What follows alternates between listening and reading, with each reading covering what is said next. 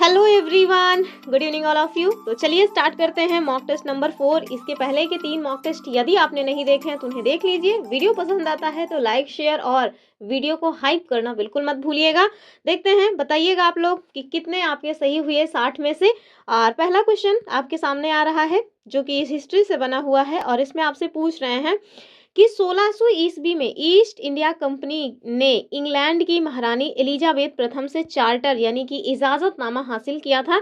इस चार्टर का मुख्य उद्देश्य क्या था? तो आपको पता है हमारे यहाँ जो ब्रिटिश कंपनी का आगमन है, यानी कि जो 1600 में बनाई गई एक कंपनी, 1600 में एक कंपनी बनी थी जिसका नाम था ब्रिटिश ईस्ट इंडिया कंपनी, ठीक है, जो कि इंग्लैंड से आई थी और वहाँ की जो महारानी है उन्होंने उनको एक अधिकार पत्र दिया हुआ था। उस अधिकार पत्र का क्या उद्देश्य था ये आपको बताना है। पहला देखिए, कह रहे हैं कि आप जाओ भारत में ईसाई धर्म का प्रचार करो। तो ऐसी बात तो नहीं थी, ये तो बाद में जो है चीजें हुई कि हाँ चलो भारत में आए हैं, जब अपना पैर जमा लिए हैं तो अपने धर्म का भी प्रचार किया जाए। दूसरा देखिए, कंपनी को पूरब से व्यापार करने का एकाधिकार यानी मोनोपोली प्रदान की गई थी। तो हाँ, ये बात एकदम सही है कि जो ब्रिटिश ईस्ट इंडिया कंपनी है उसको 1600 ईस्वी में जो चार्टर एलिजाबेथ के द्वारा दिया गया था उसमें ये बात नहीं थी कि तुम पूर्व में जो भी देश हैं उनके साथ व्यापार करोगे और कोई भी ब्रिटिश की कंपनी वहां जाकर के व्यापार नहीं करेगी, अर्थात उनकी मोनोपोली होगी, उनका एकाधिकार होगा। तो ये जो चार्टर है ये किस लिए दिया जाता था? तो ये दिया जाता था एकाधिकार के लिए, ठीक है, कि तुम्हारा कंपटीशन वहां के लोकल लोगों से तो होगा लेकिन किसी और ब्रिटिश कंपनी से नहीं होगा, ठीक है। तो ऑप्शन बी एकदम सही हो जाएगा। फिर देखिए, हमारे यहाँ दो बहुत ही महत्वपूर्ण युद्ध हुए हैं जिन्होंने निर्णायक भूमिका निभाई थी कि भारत देश में कौन राज करेगा। क्योंकि आप देखिए 1707 में जब औरंगजेब की मृत्यु हुई तो उसके बाद उनके जो भी सक्सेसर हुए वो उतने पावरफुल नहीं थे कि इतने बड़े साम्राज्य को वो संभाल सकें, ठीक है। तो ये 1757 का युद्ध और 1764 का एक युद्ध है। 1757 जिसको हम लोग प्लासी का युद्ध कहते हैं और 1764 जिसे हम लोग बक्सर का युद्ध कहते हैं, जिसके बाद 1764 के बाद 1765 में एक संधि होती है, इलाहाबाद की संधि, और यहीं से ये तय हो जाता है कि अब भारत में किसका शासन होने वाला है, ठीक है। चलिए बताइए, जो 1757 में प्लासी का युद्ध हुआ था इसके पीछे का क्या कारण था? पहला, मीर जाफर के द्वारा कंपनी को राजस्व देने से मना करना, या फिर दूसरा कह रहे हैं कि औरंगजेब की मृत्यु के बाद उत्पन्न अराजकता। तो ये बात नहीं है, ये सब भी नहीं है। देखिए, सिराजुद्दौला के द्वारा कंपनी की किलेबंदी को रोकना और कासिम बाजार फैक्ट्री पर कब्जा करना, ये मुख्य उद्देश्य था 1757 में जो प्लासी का युद्ध हुआ था। क्योंकि जो सिराजुद्दौला है वो काफ़ी इनसे चिढ़े हुए थे ब्रिटिश ईस्ट इंडिया कंपनी वालों से, क्योंकि एक तो इन लोगों को एक मतलब कि अधिकार पत्र मिला हुआ था जिसका ये लोग बहुत बुरी तरह से इस्तेमाल कर रहे थे। जैसे जो अधिकार पत्र मिला था वो मिला हुआ था कंपनी को, लेकिन जो कंपनी के कर्मचारी हैं वो अपने स्वयं के व्यापार के लिए भी उसको यूज कर रहे थे और जिसकी वजह से ये लोग टैक्स फ्री व्यापार कर रहे थे। तो एक तो वो बेचारा इससे इनसे खिन्न था और भी ऐसे छोटे छोटे कई सारे कारण थे जिसकी वजह से जो सिराजुद्दौला है और जो ब्रिटिश ईस्ट इंडिया कंपनी है उनके मध्य बहुत तगड़ा मतभेद था, ठीक है। तो जो 1757 में प्लासी का युद्ध हुआ था वो यही कारण था कि जो सिराजुद्दौला है वो कंपनी के द्वारा जो किलेबंदी वगैरह की जा रही थी उसको रोक रहे थे, लेकिन कंपनी मान नहीं रही थी, कंपनी लगातार किलेबंदी किए जा रही थी, ठीक है। और इसके साथ साथ कासिम बाजार फैक्ट्री पर कब्जा करना भी एक मुद्दा हुआ था उस समय। तो इसको याद रखना है आपको। 1757 में कौन सा युद्ध हुआ था? प्लासी में, मतलब प्लासी का युद्ध हुआ था। आगे देखिए, यहाँ देखिए एक्सप्लेनेशन वगैरह है जो आपको पीडीएफ मिल जाएगी तो उसके बाद देख लीजिएगा। तीसरा क्वेश्चन आपसे कह रहे हैं कि बक्सर की लड़ाई बहुत इंपॉर्टेंट है, बहुत ज़्यादा इंपॉर्टेंट है, 1764 में हुई थी। इसके बाद कंपनी ने भारतीय रियासतों में रेजिडेंट तैनात किए और इन रेजिडेंट्स का मुख्य कार्य क्या था ये आपको बताना है। बताइए, कह रहे हैं रियासतों में टैक्स को वसूल करना। तो ऐसी बात नहीं थी, कंपनी के व्यावसायिक और राजनीतिक हितों की रक्षा करना और उन्हें आगे बढ़ाना। तो हाँ, यही उत्तर हो जाएगा कि 1764 में जो बक्सर का युद्ध हुआ उसमें आप देखिए तीन तीन जो भारत की मतलब कि कहते हैं ना कि बड़ी बड़ी हस्तियां थी वो पराजित हो जाती हैं 1764 के युद्ध में।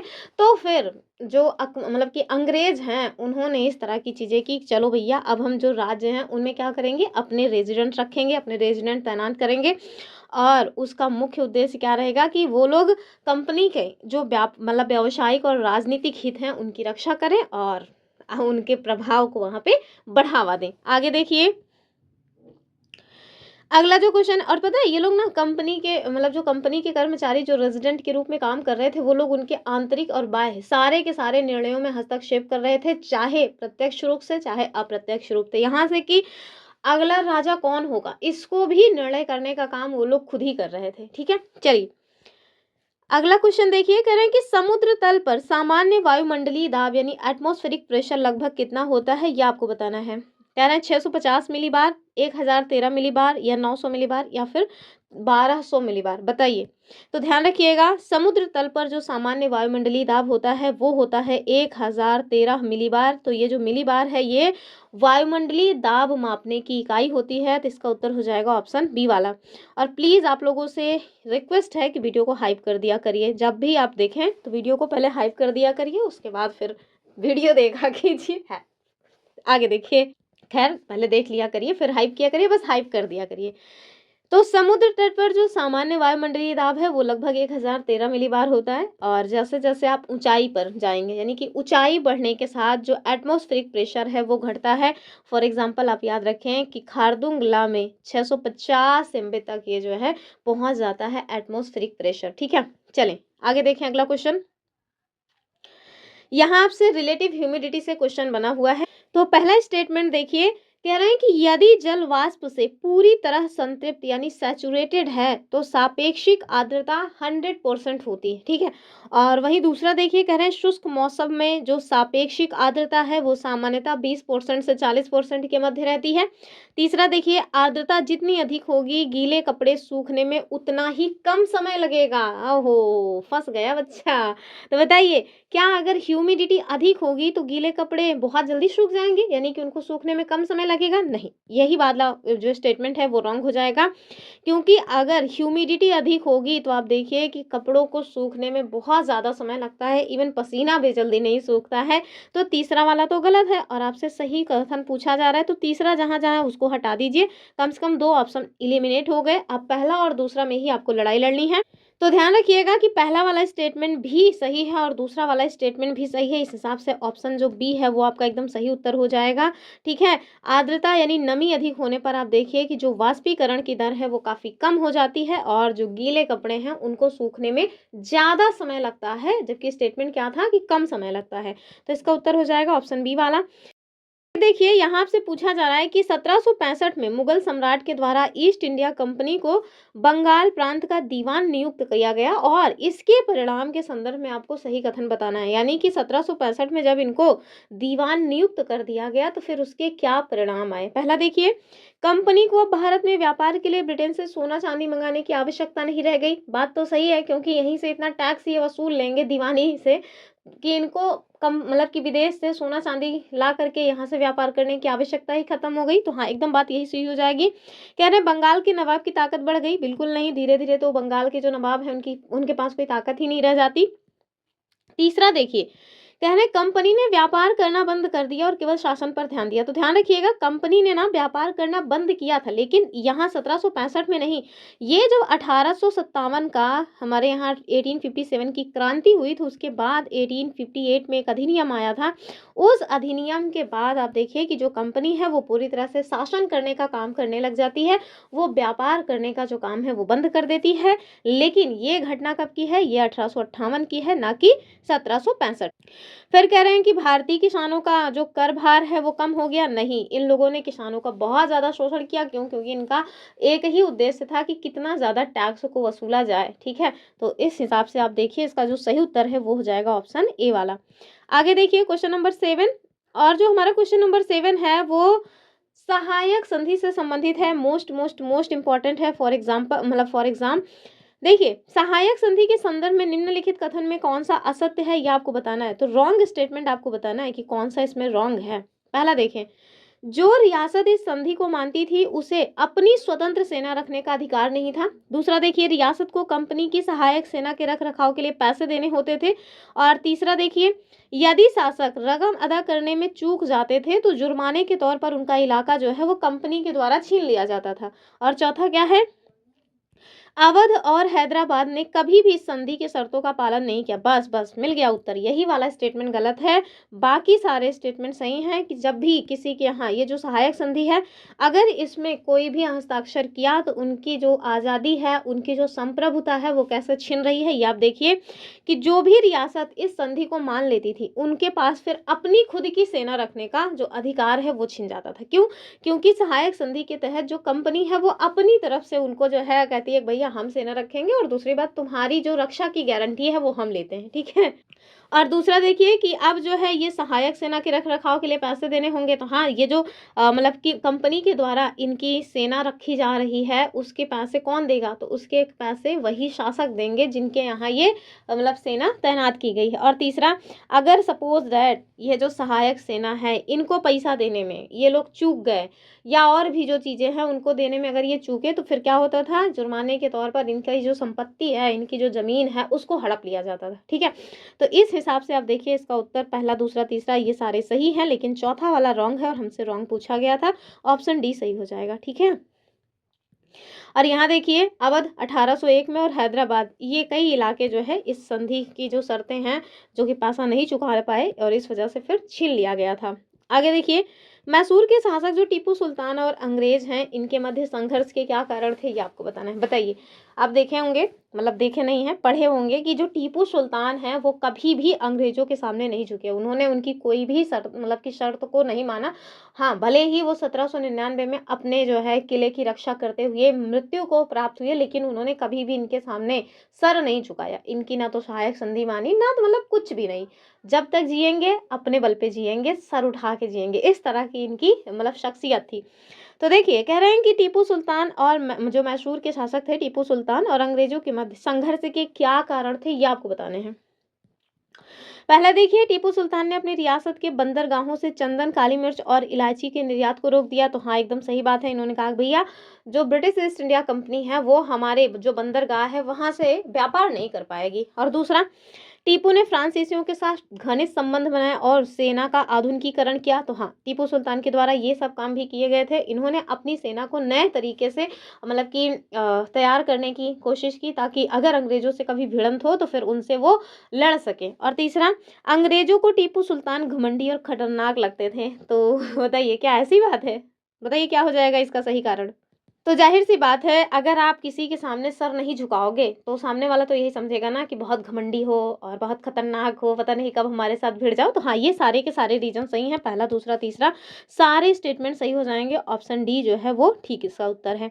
आगे देखिए, तो यहाँ देखिए ये तीनों कारण सही है। टीपू के व्यापारिक जो प्रतिबंध और फ्रांसीसियों के साथ जो उनकी मित्रता थी, उसको मतलब कि इसको देख कर के जो अंग्रेज़ है ना, उनके तो एकदम खून ही खौल उठ रहा था कि अरे! ये क्या बात हुई? क्योंकि आप देखिए अंग्रेज और जो फ्रांसीसी हैं, इनके मध्य हमेशा ही 36 का आंकड़ा रहता था, ठीक है?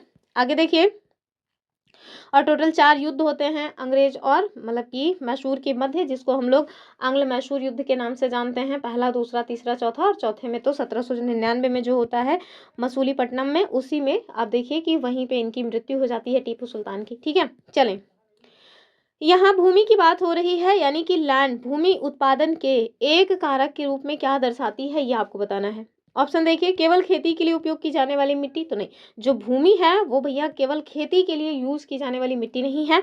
और वो स्थान जहाँ फैक्ट्री बनाई जाती है, क्या यही इसका काम है? नहीं। अब देखिए तीसरा एकदम सही होगा कि प्रकृति के द्वारा उपहार स्वरूप दिए गए सभी संसाधन, फॉर एग्जाम्पल वन हो गया, जल हो गया, खनिज है, और जो हमारी सूर्य की ऊर्जा है वो, और भी जो भौगोलिक भूखंड है जैसे पर्वत, पठार, मैदान, ये सारी चीजें, तो ये सब का मिला करके जो भूमि है वो बनती है, ठीक है। तो उत्तर हो जाएगा ऑप्शन सी वाला। चलिए आगे देखिए, क्वेश्चन नंबर 10 देखिए कि जापानी अवधारणा काइजेन, इसको बहुत ध्यान से देखिएगा, ये क्वेश्चन डायरेक्ट बन सकता है कि एक जापानी अवधारणा है काइजेन, जिसका उल्लेख उत्पादन मतलब कि जो प्रोडक्शन है उसकी संस्कृति के संदर्भ में किया गया है। आपको बताना है कि इसका अर्थ क्या है। पहला देखिए, अत्यधिक लाभ कमाना, तो क्या केवल और केवल लाभ कमाना, बस यही। दूसरा, सतत सुधार यानी कि कंटिन्यूअस इंप्रूवमेंट, यानी कि हमेशा ही सुधार होते रहना चाहिए, या फिर कर्मचारियों की छंटनी करनी चाहिए, या फिर पुरानी परंपराओं का पालन करना चाहिए। तो ध्यान रखिएगा, ये जो जापानी अवधारणा काइजेन है, इसका अर्थ होता है भैया कि सतत सुधार यानी कंटिन्यूअस इंप्रूवमेंट, यानी ऑप्शन बी एकदम सही हो जाएगा, ठीक है। और आगे देखिए हमारा नेक्स्ट क्वेश्चन क्या है, क्वेश्चन नंबर 11, और टोटल 10 क्वेश्चन हो चुके हैं, ठीक है। टोटल 60 क्वेश्चन हमने शामिल किए हैं, 10 क्वेश्चन समाप्त हुए। जरा कमेंट करके बताइए कि आपके 10 में से कितने सही हुए, बताइए, 5, 7, 6 या फिर 10 के 10। अगर 10 के 10 सही हुए हैं तो आप समझिए कि आपकी जो तैयारी है ना, मतलब A1 लेवल की है। आपको एग्जामिनर मतलब किसी भी कीमत पे फेल नहीं कर सकते, समझ लीजिए ये। आगे देखिए, तो बताइए फटाफट कितने आपके क्वेश्चन सही हुए 10 में से। और अगर अभी तक वीडियो को हाइप नहीं किया तो हाइप कर दीजिए, बार बार बताना पड़ता है हमें तो। चलिए क्वेश्चन नंबर 11 देखेंगे हम लोग। कह रहे हैं प्राचीन भारत में जहाज निर्माण की सिले हुए जहाज यानी स्टिड जो स्लिप है, इस तकनीक की क्या विशेषता थी। और जाहिर सी बात है कि हमारे भारत की विशेषता थी, आपको बताना है आखिर क्या खास बात थी इसमें। कह रहे हैं इसमें लोहे की कीलों का अत्यधिक उपयोग होता था, तो ऐसी बात नहीं थी। अब वैसे भी आप देखिए स्टिच्ड शिप यानी कि जो सिले हुए जहाज है उसकी विशेषता पूछ रहे हैं, तो इसमें लोहा लोहा से तो सिला नहीं जाएगा। दूसरा कह रहे हैं इसमें लकड़ी के पट्टों की कीलों के स्थान पर डोरियों से सिला जाता था। हाँ बस बस बस यही एकदम सही उत्तर हो जाएगा, और जिससे वो लचीले बनते थे, तो ऑप्शन बी एकदम सही हो जाएगा, ठीक है। तो 2000 साल पहले की बात है। आप देखिए जो भारतीय लकड़ी के पट्टे हैं उसको डोरियों से सिलते थे, यानी कि भारतीयों के द्वारा लकड़ी के पट्टों को किससे सिला जाता था, डोरियों से सिला जाता था। यही कारण है कि जो जहाज है वो लचीले बनते थे और हिंद महासागर में आवागमन उससे हुआ करता था। चलिए आगे देखिए, विलय नीति आ गई है, डलहौजी की विलय नीति है। पहले तो यही आपको पता होना चाहिए कि ये जो विलय नीति है, डॉक्ट्रिन ऑफ लैप्स, इसको स्टार्ट किसने किया था, क्योंकि कभी कभी ना वनडे एग्जाम्स में इस तरह का क्वेश्चन बन जाता है कि विलय की नीति को किसने शुरू किया। लेकिन हमारा जो है उद्देश्य कि सारे के सारे सेगमेंट्स आपको कवर कराएं, तो इस वजह से हम थोड़ा कंसेप्चुअल जो पॉइंट्स है वो आपको कवर कराते हैं अपने मतलब मॉक टेस्ट के माध्यम से। तो चलिए बताइए, जो डॉक्ट्रिन ऑफ लैप्स है इसकी बात कर रहे हैं कि और अवध के अधिग्रहण के संदर्भ में निम्नलिखित कथनों पर विचार कीजिए। देखिए जो डॉक्ट्रिन ऑफ लैप्स है, पहले आप जानिए कि ये था क्या। तो विलय की नीति जो है डलहौजी के द्वारा इसको स्टार्ट किया गया था। इसको ना हड़प नीति कहा जाता है। क्या कहा जाता है, हड़प नीति भी कहा जाता है। इसमें इन्होंने एक ऐसा नियम लाया था कि अगर कोई शासक है और उनकी बायोलॉजिकल संतान नहीं है, यानी वो भी संतान में भी केवल बेटा, ठीक है, अगर कोई ऐसा शासक है जिसका बायोलॉजिकल यानी अपनी खुद की औलाद नहीं है बेटे के रूप में, तो उनकी मृत्यु के बाद जो शासन का काम धाम है वो किसके हाथ में आ जाएगा, अंग्रेजों के हाथ में आ जाएगा। आप देखिए यही कारण है कि जो मतलब महारानी लक्ष्मीबाई हैं उनको अंग्रेजों से भिड़ना पड़ा। क्यों, क्योंकि उनके पास जो पुत्र था वो दत्तक पुत्र था, उसको उन्होंने गोद लिया हुआ था, उनकी खुद की औलाद नहीं थी, ठीक है। और अवध के साथ क्या हुआ, क्योंकि अवध के तो मतलब अवध के जो शासक थे उनके कई सारे बच्चे थे, तो उसको ये लोग इस तरह से हड़प नहीं पा रहे थे कि मतलब इस तरह का आरोप लगा दें कि कल को तुम मर जाओगे तो तुम्हारी कोई औलाद नहीं है तो हम अवध को हड़प लेंगे।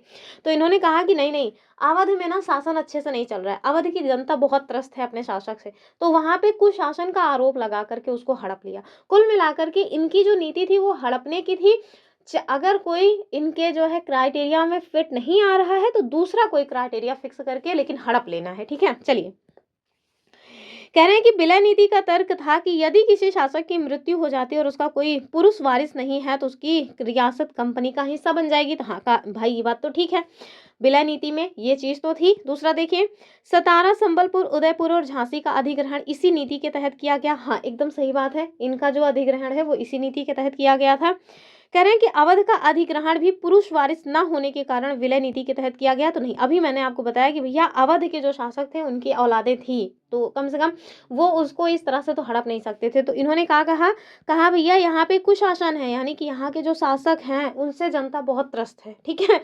तो कुशासन का आरोप लगा करके अवध को इन्होंने हड़प लिया था, ठीक है। तो इसका उत्तर क्या हो जाएगा कि तीसरा वाला तो गलत है, बाकी पहला दूसरा सही है, ऑप्शन बी, ठीक है। चलिए आगे देखिए, और ये आप भी जाने रहिए कब की ये घटना है, 1856 की ये घटना है। और आप जानिए कि 1857 में जब क्रांति हुई थी तो अवध केंद्र में था। अवध की जनता ने इतना सपोर्ट किया अवध के शासक को, जो ये चीज़ बताती है कि इन्होंने गलत जो है मतलब कि आधार बना करके अवध को हड़पा हुआ है, ठीक है। चलिए आगे देखिए, जो हमारा अगला क्वेश्चन है, क्वेश्चन नंबर 13, कह रहे हैं कि 18वीं सदी के अंत में और 19वीं सदी की शुरुआत में कंपनी की फौज में आए बदलाव के संदर्भ में आपको सही विकल्प का चुनाव करना है, ठीक है। तो सही उत्तर बताना है आपको। कह रहे हैं कि कंपनी ने मुगल घुड़सवार को ही प्रमुखता दी और पैदल सेना को कम कर दिया। ऐसी बात नहीं है भैया, मुगल घुड़सवार को उन्होंने प्रमुखता नहीं दी। फिर देखिए, जैसे जैसे युद्ध तकनीक बदली, कंपनी की सेना में घुड़सवार टुकड़ियों की जरूरत कम होती गई और पैदल टुकड़ी महत्वपूर्ण होती गई। ठीक है, तो यही वाला सही उत्तर हो जाएगा। ठीक है, ऑप्शन बी जो है वो एकदम सही होता जाएगा, ऑप्शन बी। यहाँ पे देखिए, बर्मा, अफगानिस्तान और मिस्र में लड़ते हुए जो अंग्रेज हैं, उनको ये महसूस हुआ कि मस्कट और मैचलॉक यानी जो बंदूक हैं, इनसे लैस पैदल सेना ज़्यादा इंपॉर्टेंट है। ठीक है, मतलब कि उनके अंदर ना ज़्यादा पोटेंशियल है, इसलिए घुड़सवारों का जो महत्व है वो धीरे धीरे कम हुआ और यूरोपीय ढंग से अनुशासित जो है प्रशिक्षण शुरू हुआ। यानी कि पैदल जो है वो बढ़िया पिस्तौल चलाएंगे और इनसे जीतना थोड़ा आसान हो जाएगा, घुड़सवार वाले में मजा नहीं है। ठीक है, ऑप्शन क्या हो जाएगा इसका, बी वाला। चलिए आगे देखिए, कह रहे हैं कि भारत में भोजन की विविधता और एकता के संदर्भ में निम्नलिखित में से कौन सा स्टेटमेंट सही है, ये आपको बताना है। ठीक है, विविधता की बात हो रही है, भोजन की जो विविधता है और एकता। चलिए, कह रहे हैं पूरे भारत में केवल चावल और गेहूं खाया जाता है, अन्य कोई अनाज नहीं। अरे भैया ऐसा थोड़ी ना है, ज्वार बाजरा रागी ये सब भी चलता है, तो ये तो गलत हो गया। कह रहे हैं यद्यप भारत में हजारों प्रकार के व्यंजन हैं, फिर भी चावल, ज्वार, बाजरा और दालें जैसे कुछ मुख्य अनाजों का उपयोग लगभग पूरे देश में होता था। एकदम सही बात है, भले ही हमारे यहाँ हजारों प्रकार के व्यंजन हैं, बावजूद इसके इन सब का जो मतलब कि खाने में यूज़ है ना, बहुत ज़्यादा होता है। भले ही आप चावल को केवल भात बना करके नहीं, और भी तरीके से खाओगे। ठीक है, जैसे धान है, धान से आप चावल बनाए, उसको भात बना के खा रहे हैं, उसी का आप चूरा बना के पोहा बना के खा रहे हैं, उसी का चूरा बना करके आप सूखा हुआ जो मतलब कि चूरा तल के नमकीन बना के खा रहे हैं, या फिर उसी चावल की आप इडली बना के खा रहे, लेकिन खा रहे हो। ठीक है, तो ऐसा नहीं है कि हमारे यहाँ बहुत सारे वैरायटीज हैं तो हम लोग चावल को नहीं खा रहे, नहीं, चावल भी खा रहे हैं और भी जो चीज़ें हैं वो खा रहे हैं। तो बहुत ही लार्ज लेवल पे इनका यूज होता है हमारे पूरे भारत देश में। ठीक है,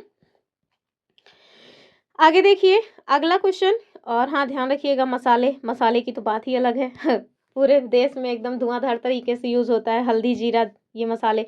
मसाले न रहे तो सब्जी में कोई मतलब ही नहीं है, सब्जियों की तो जान है मसाले। ठीक है, कौन कौन है जो उसको मसालेदार सब्जी बहुत पसंद है, मुझे तो भाई बहुत पसंद है, मतलब मसाले की बात ही अलग है। आगे देखिए, कह रहे हैं कि भारतीय परिधान साड़ी। अब देखिए, जो साड़ी है वो हमारे यहाँ के कल्चर को दर्शाती है। ठीक है, क्योंकि साड़ी की बात ही अलग है भाई। तो यहाँ पे देखिए कि जो भारतीय परिधान है साड़ी, इसके ऐतिहासिक साक्ष्यों के संदर्भ में किस स्थान से प्राप्त पत्थर पर उकेरी गई मूर्ति का उल्लेख किया गया है। ठीक है, यानी कि एक जगह है जहाँ से पत्थर की मूर्ति मिली हुई है और उसमें एक महिला को साड़ी पहने हुए दिखाया गया है, जो वो ये बताता है कि हमारे यहाँ साड़ी का जो कल्चर है वो कोई आजकल का नहीं है, बहुत पुराना है। ऑप्शन देखिए, हड़प्पा या सिंधु घाटी सभ्यता। तो उस टाइम पे तो इस तरह की चीज़ नहीं थी, मतलब मिला नहीं है, था या नहीं, इस ये जो क्वेश्चन है उसको देखिए आप। दूसरा वैशाली बिहार, या फिर तीसरा सांची मध्य प्रदेश, और चौथा है अमरावती आंध्र प्रदेश, बताइए।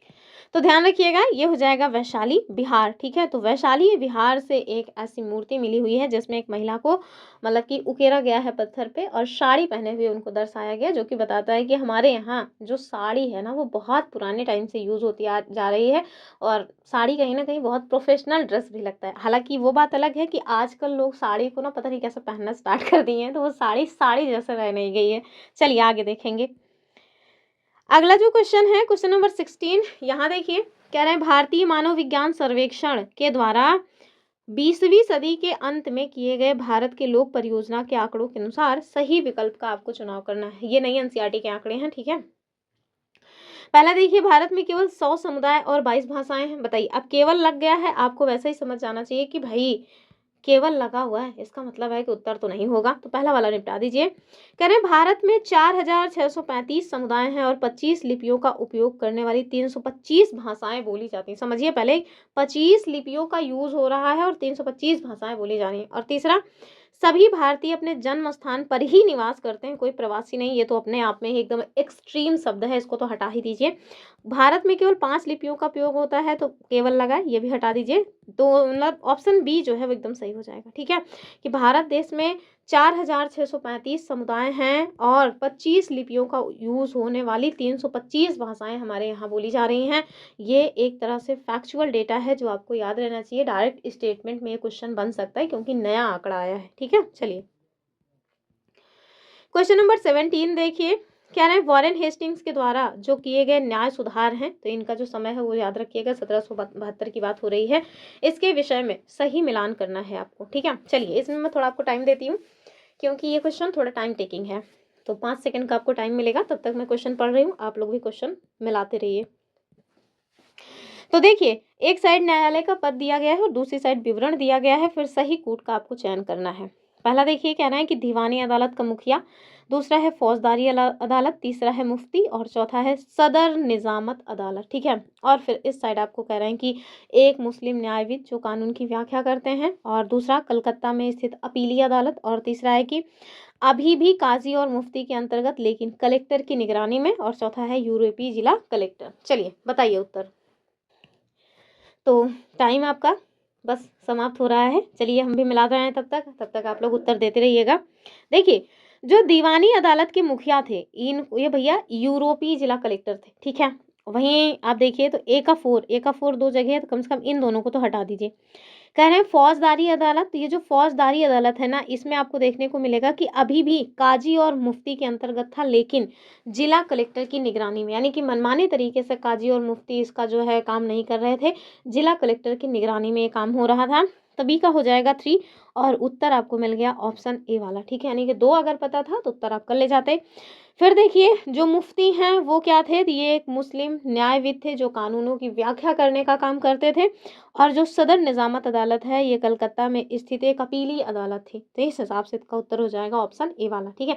बहुत मैं समझ रही हूँ कि इस तरह के क्वेश्चन सॉल्व करने में कई सारे लोगों को बहुत दिक्कत हो रही होगी तो इसके लिए भाई बहुत डीप में पढ़ना पड़ता है।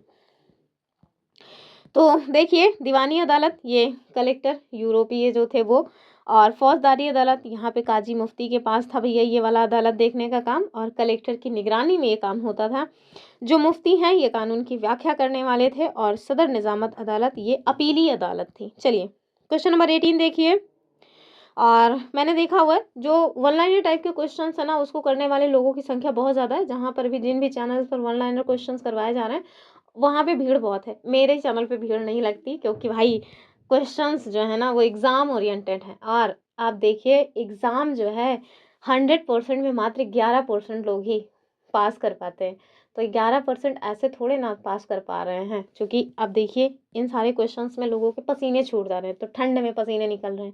तो इस वजह से लोग यहाँ पे टिकने की बजाय वन लाइनर टाइप में जा करके अपने आत्मा की संतुष्टि खोज लेते हैं कि अरे भैया हम कर लिए हैं, ठीक है। तो आप लोग मत करिए, जो हमारे रेगुलर व्यूअर्स हैं उनसे तो हमारी रिक्वेस्ट है भैया इस तरह के क्वेश्चन से जूझिए, क्योंकि अंत में यही क्वेश्चन आपको एग्जाम में देखने को मिलेंगे, ठीक है। आप प्रीवियस ईयर क्वेश्चन उठाकर देख लीजिए, ऐसे ही लंबे क्वेश्चन आपको देखने को मिलेंगे। चलिए, तो ये कथन कारण वाला क्वेश्चन है। कथन है कि यूरोपीय व्यापारिक कंपनियां जैसे पुर्तगाली, डच, फ्रांसीसी, अंग्रेज, इनके बीच भारत में जबरदस्त लड़ाइयाँ हुई और उन्होंने एक दूसरों के जहाज को डुबोए। हाँ भैया, बिल्कुल एकदम धुआंधार लड़ाई हुई। अंत में वही जिसका जो है सिक्का जो है जम गया, वही फिर शासक बन गया। जैसे आप देखिए, सबको पराजित करके जो ईस्ट इंडिया कंपनी है वो यहाँ पे पैर जमाए रह गई, ठीक है। तो ये बात सही है। कारण क्या है कि सारी कंपनियां भारत में एक जैसी चीज़ें, जैसे बारीक सूती कपड़े, रेशमी मतलब रेशम जो है वो, और इसके साथ साथ काली मिर्च और लौंग, यही सब खरीदना चाहती थी, क्योंकि भारत देश से ये सारे जो सामान है इनका उत्पादन होता था, और विदेशों में इनकी बहुत भारी डिमांड थी। तो जो भी विदेश से कंपनियां आई, सब यही सारी चीज़ का व्यापार करना चाह रहे थे। तो भाई कंपटीशन होगा, झगड़े होंगे तो कोई तो मतलब कि त्रस्त होगा ही ना। तो वही चीज़ हुई है। आगे देखिए, जिससे प्रतिस्पर्धा बढ़ी और मुनाफा गिरने लगा, अतः बाजारों पर कब्जे की होड़ जो है वो जन्म लेने लगी। तो हाँ, कथन भी सही है, कारण भी सही है, कारण कथन की सही व्याख्या भी कर रहा है। ऑप्शन ए जो है वो इसका उत्तर हो जाएगा, ठीक है। चलिए आगे देखिए, अगला क्वेश्चन पॉलिटी से आ रहा है कि राज्यसभा के विषय में निम्नलिखित में से कौन सा स्टेटमेंट गलत है, आपको रॉन्ग बताना है। ऑप्शन देखिए, राज्यसभा मुख्य रूप से देश के राज्यों के प्रतिनिधि के रूप में काम करती है। बताइए क्या इस तरह का काम है? क्या ये जो है जो राज्य हैं उनके प्रतिनिधि के रूप में काम कर रही है? असत्य बताना है आपको। दूसरा देखिए, कोई भी कानून बनने के लिए जरूरी है कि उसे राज्यसभा की भी मंजूरी मिली है, ठीक है। तीसरा देखिए, राज्यसभा के सभी सदस्यों का चुनाव सीधे जनता द्वारा होता है। अब जरा बताइए आप लोग कि क्या आप लोगों में से कभी कोई गया है राज्यसभा के जो मेंबर्स हैं उनको चुनाव देने, मतलब कि वोट देने के लिए? लोकसभा का जो चुनाव होता है उसमें तो हम लोग जाते हैं भैया, अपने मेंबर्स को चुनेंगे, जो हमारे संसद हैं उनको हम चुनने जा रहे हैं। लेकिन राज्यसभा जो कि उच्च सदन होता है उसके मेंबर्स को हम और आप डायरेक्ट रूप से नहीं चुनते हैं, ठीक है। तो यही वाला गलत हो जाएगा। और चौथा देखिए कि राज्यसभा लोकसभा द्वारा पारित कानूनों की समीक्षा और संशोधन कर सकती है। तो हाँ, ये सारी की सारी बातें सही हैं। पहला सही है, दूसरा सही है, चौथा सही है, लेकिन तीसरा वाला गलत है। क्यों? क्योंकि इनका चुनाव सीधे जनता के द्वारा नहीं होता है। ये मतलब कि अप्रत्यक्ष रूप से जो हमारे द्वारा चुने गए कई लोग हैं और भी कई सारे पद होते हैं उनके द्वारा इनका चुनाव होता है, ठीक है। इसमें कुछ टीचर्स वगैरह भी हैं जिनके द्वारा चुनाव में पार्टिसिपेट किया जाता है, लेकिन हम और आप डायरेक्टली इनके चुनाव में पार्टिसिपेट नहीं करते हैं, ठीक है। तो ध्यान रखिएगा। और ये जो बात है ना कि हाँ, राज्यसभा जो है वो राज्यों का प्रतिनिधित्व करती है, कहाँ पे? सदन में, ठीक है, संसद में। तो ये बात एकदम सही है। और कोई भी कानून बनने के लिए जरूरी होता है कि हाँ भैया उसे राज्यसभा और लोकसभा दोनों से ही मंजूरी मिली हो और उसके बाद राष्ट्रपति के हस्ताक्षर भी हुए हों। बाकी सारी बातें ठीक है। चलिए, अगला जो क्वेश्चन है वो देखने से पहले देख लीजिए कि राज्यसभा का जो मतलब कि चुनाव है वो सीधे जनता के द्वारा नहीं होता, बल्कि विभिन्न राज्यों की जो विधानसभा है उनके निर्वाचित सदस्य करते हैं। इसके अलावा उसमें 12 सदस्य ऐसे हैं जो राष्ट्रपति के द्वारा मनोनीत किए जाते हैं। और ये क्वेश्चन ना डायरेक्ट बन जाता है कि कितने मेंबर्स को राज्यसभा में राष्ट्रपति के द्वारा मनोनीत किया जाता है, तो वो हो जाएंगे 12, ठीक है। चलिए आगे देखिए। और यहाँ आपसे कह रहे हैं कि गठबंधन की सरकार जो कि वर्तमान में भी आपको देखने को मिल रही है, हमारे यहाँ जो भी सरकार है वो गठबंधन की सरकार है। कह रहे हैं कि इनके निर्माण की परिस्थितियां कब उत्पन्न होती हैं? बताइए वो कौन सा समय है जब ऐसा लगता है कि भाई अब तो गठबंधन की सरकार आएगी। कह रहे हैं जब सत्ताधारी दल के पास राज्यसभा में बहुमत नहीं होता। तो क्या ये राज्यसभा में बहुमत की बात है? नहीं ना। दूसरा देखिए कि जब किसी एक राजनीतिक दल को लोकसभा चुनाव में स्पष्ट बहुमत यानी 272 सीटें नहीं मिलती हैं, तो हाँ यही हो जाएगा, ठीक है। यानी कि जब आप लोकसभा के चुनाव में स्पष्ट बहुमत नहीं पाओगे, यानी कि कम से कम 272 सीटें आपको नहीं मिल रही हैं, तब फिर क्या होता है कि चलो भाई कई सारी जो मतलब कि पार्टियां हैं वो मिल करके गठबंधन की सरकार बनाती हैं। जैसे आज की जो हमारी सरकार है वो गठबंधन की सरकार है, ठीक है। तो ध्यान से देख लीजिए यहाँ पे जो हमारी लोकसभा की टोटल निर्वाचित सीटें हैं वो कितनी होती हैं, तो 543 सीटें हैं, ठीक है। सरकार बनाने के लिए जाहिर सी बात है कम से कम 272 सीटें आपको चाहिए, क्योंकि 543 का आप जब आधा करिएगा तो 272 आ जाएगा। तो कम से कम 50% आपको चाहिए। लेकिन अगर आप 50% नहीं पा रहे हो और कोई मतलब कि अन्य जो है उससे भी ज़्यादा नहीं है, तो फिर दिक्कत तो हो जाएगी ना। तो फिर गठबंधन की सरकार बनती है।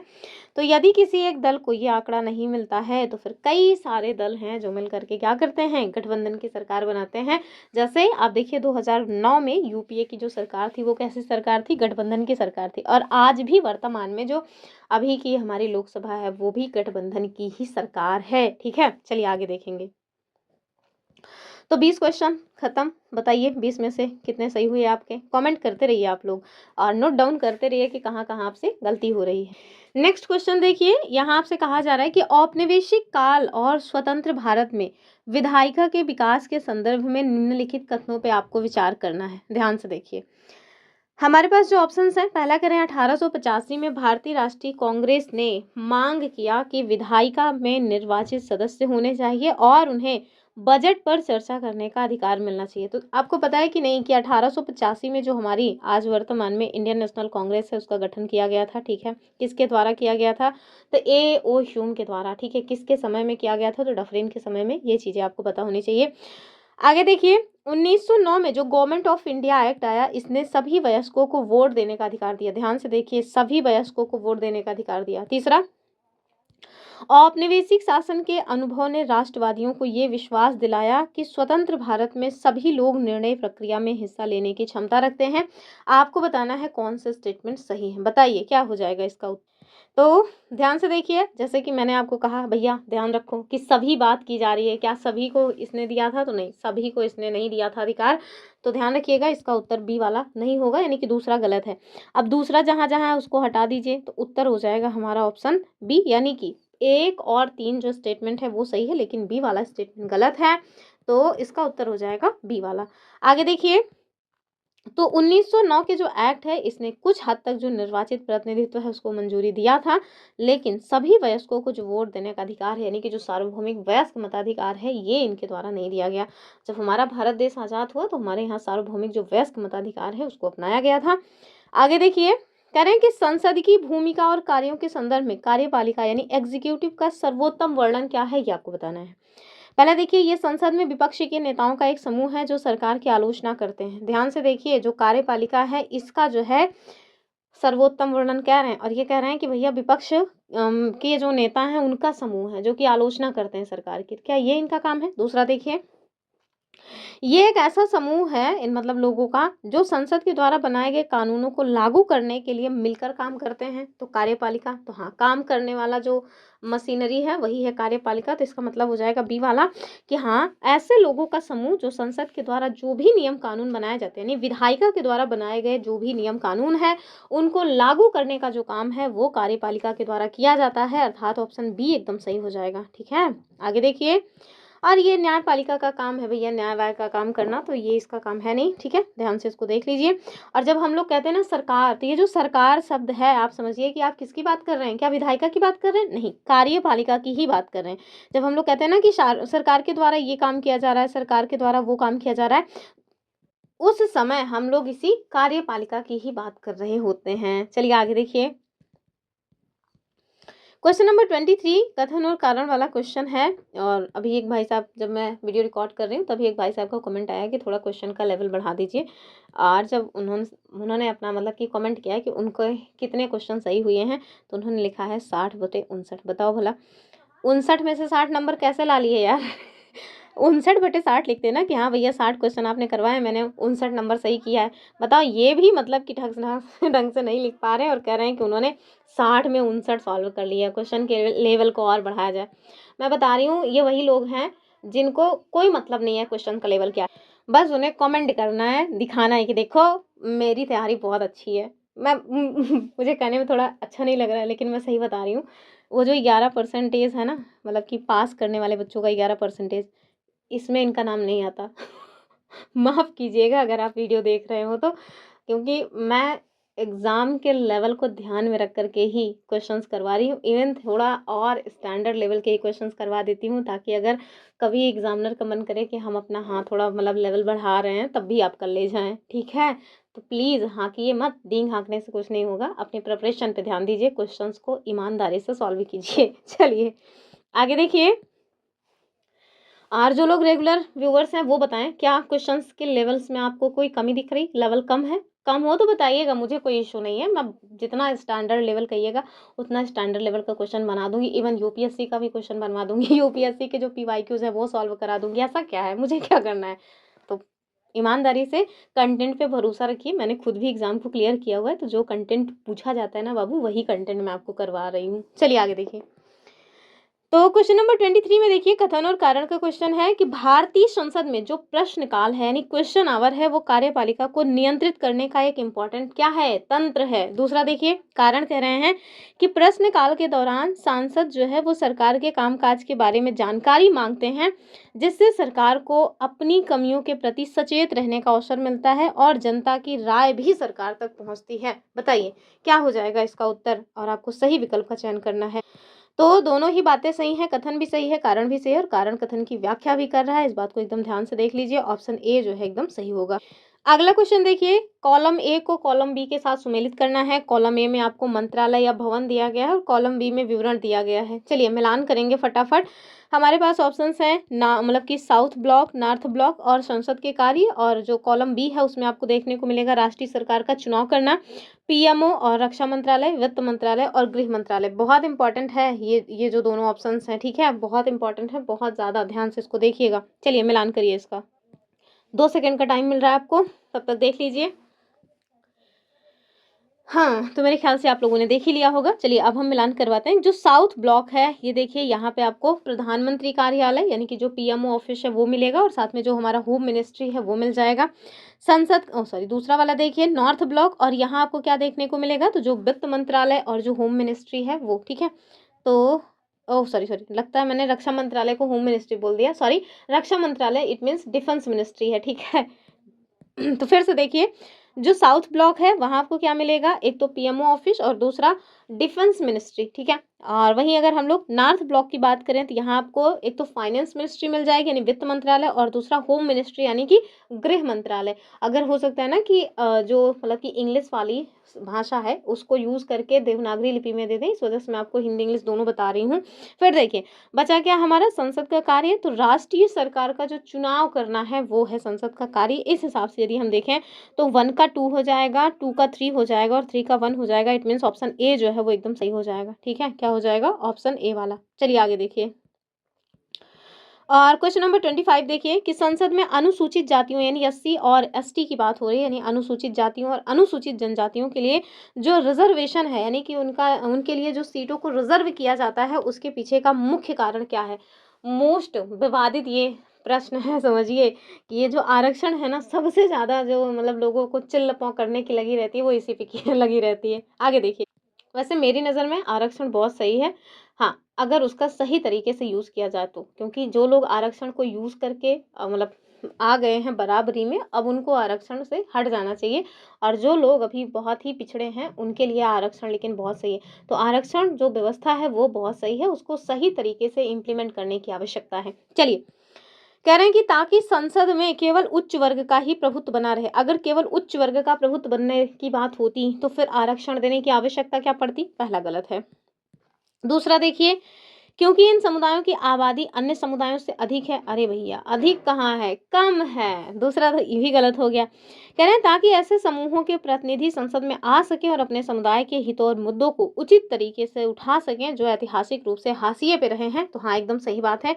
ये जो रिजर्वेशन दिया जाता है संसद में एससी और एसटी को, उसके पीछे का यही कारण है कि उनके जो हक हैं। देखिए, कहा जाता है ना कि एक कहावत है, जाके पैर ना फटी बिवाई ऊ का जाने पीर पराई। ठीक है, तो मतलब जिसके पैर में बिवाई कभी फटी नहीं है वो नहीं समझ सकता कि भैया कितना दर्द होता है। तो वैसे ही है कि आप जिस इलाके में रह रहे हो वहाँ की क्या समस्याएं हैं उसको आप ज़्यादा अच्छे से समझ सकते हो। बाहर से आने वाला कोई भी व्यक्ति ऊपर ऊपर देख करके नहीं समझ सकता है। ठीक है, अब जैसे मैं हमेशा लड़कियों के पक्ष में कुछ ना कुछ बोलती रहती हूँ, इसके पीछे का कारण क्या है? मैं लड़की हूँ, मैंने वो चीज़ें अपने जीवन में झेली हुई हैं। ठीक है, और जो सुनने वाले हैं उनको बुरा लग जाता है, तो बुरा लगता है तो लग जाए, मेरा क्या जाता है। चलिए, इसका जो सही उत्तर है वो हो जाएगा ऑप्शन सी वाला। ठीक, चलें आगे देखें।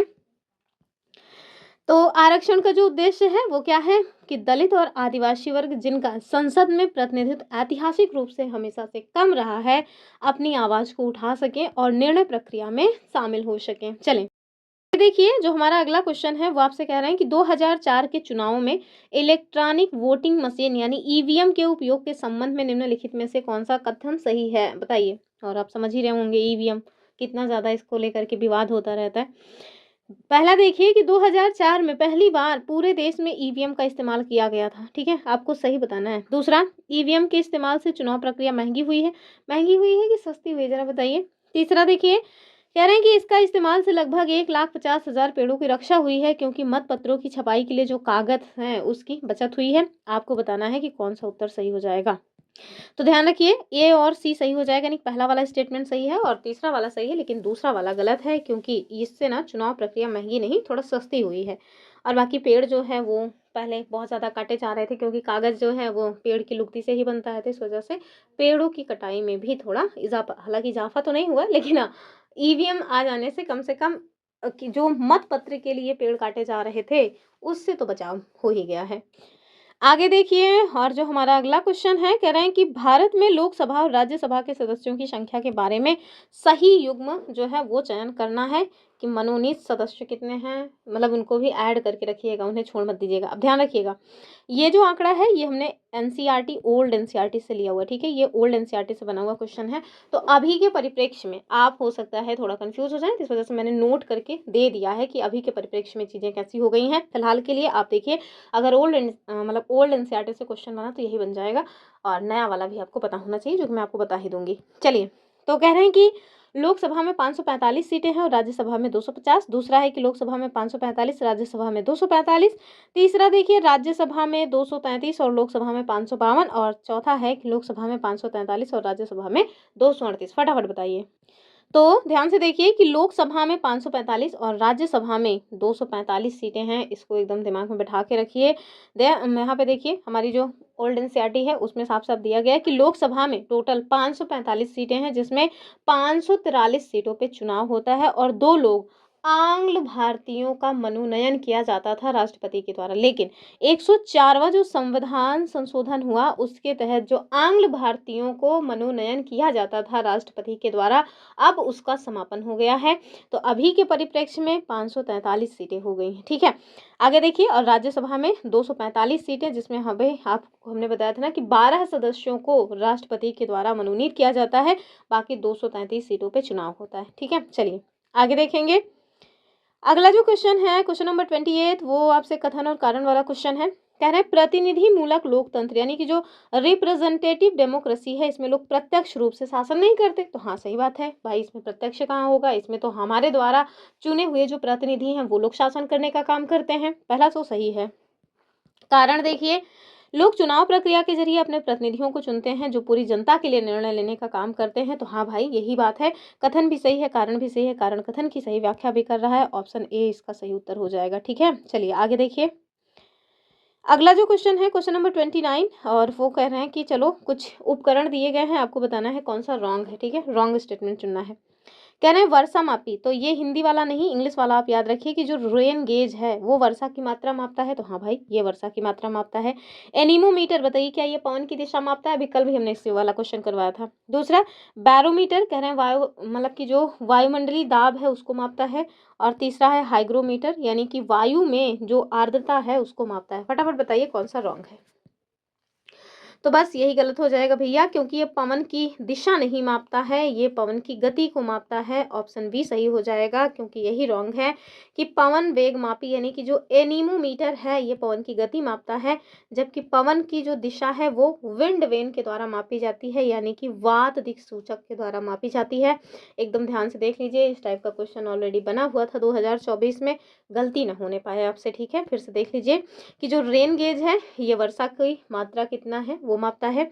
एनीमोमीटर ये पवन की गति को मापता है। बैरोमीटर वायुमंडलीय दाब को मापता है। और हाइग्रोमीटर ये वायुमंडल में जो नमी है उसको मापने का काम करता है। और पवन की दिशा जो मापता है वो कौन है? विंड वेन या वात दिक् सूचक। ठीक है, चलिए आगे देखिए। क्वेश्चन नंबर 30, कह रहे हैं कि क्षोभ मंडल यानी ट्रोपोस्फेयर के संदर्भ में कौन सा स्टेटमेंट सही है? ये वायुमंडल की सबसे ऊपरी परत है, यानी कि जो सबसे बाहरी परत है, बाह्य वायुमंडल, वो है क्या? नहीं ना। कह रहे हैं ओजोन परत इसी मंडल में पाई जाती है, तो हम सब जानते हैं ये समताप मंडल में पाई जाती है। ठीक है, कह रहे हैं लगभग सभी मौसम संबंधी घटनाएं, बादल, वर्षा इसी परत में होते हैं। तो हाँ, और सबसे महत्वपूर्ण परत भी मानी जाती है क्षोभ मंडल, तो इस हिसाब से ऑप्शन सी सही हो जाएगा। और कह रहे हैं इसमें ऊंचाई के साथ तापमान बढ़ता है, तो ये गलत है। ठीक है, इसका उत्तर हो जाएगा ऑप्शन सी वाला।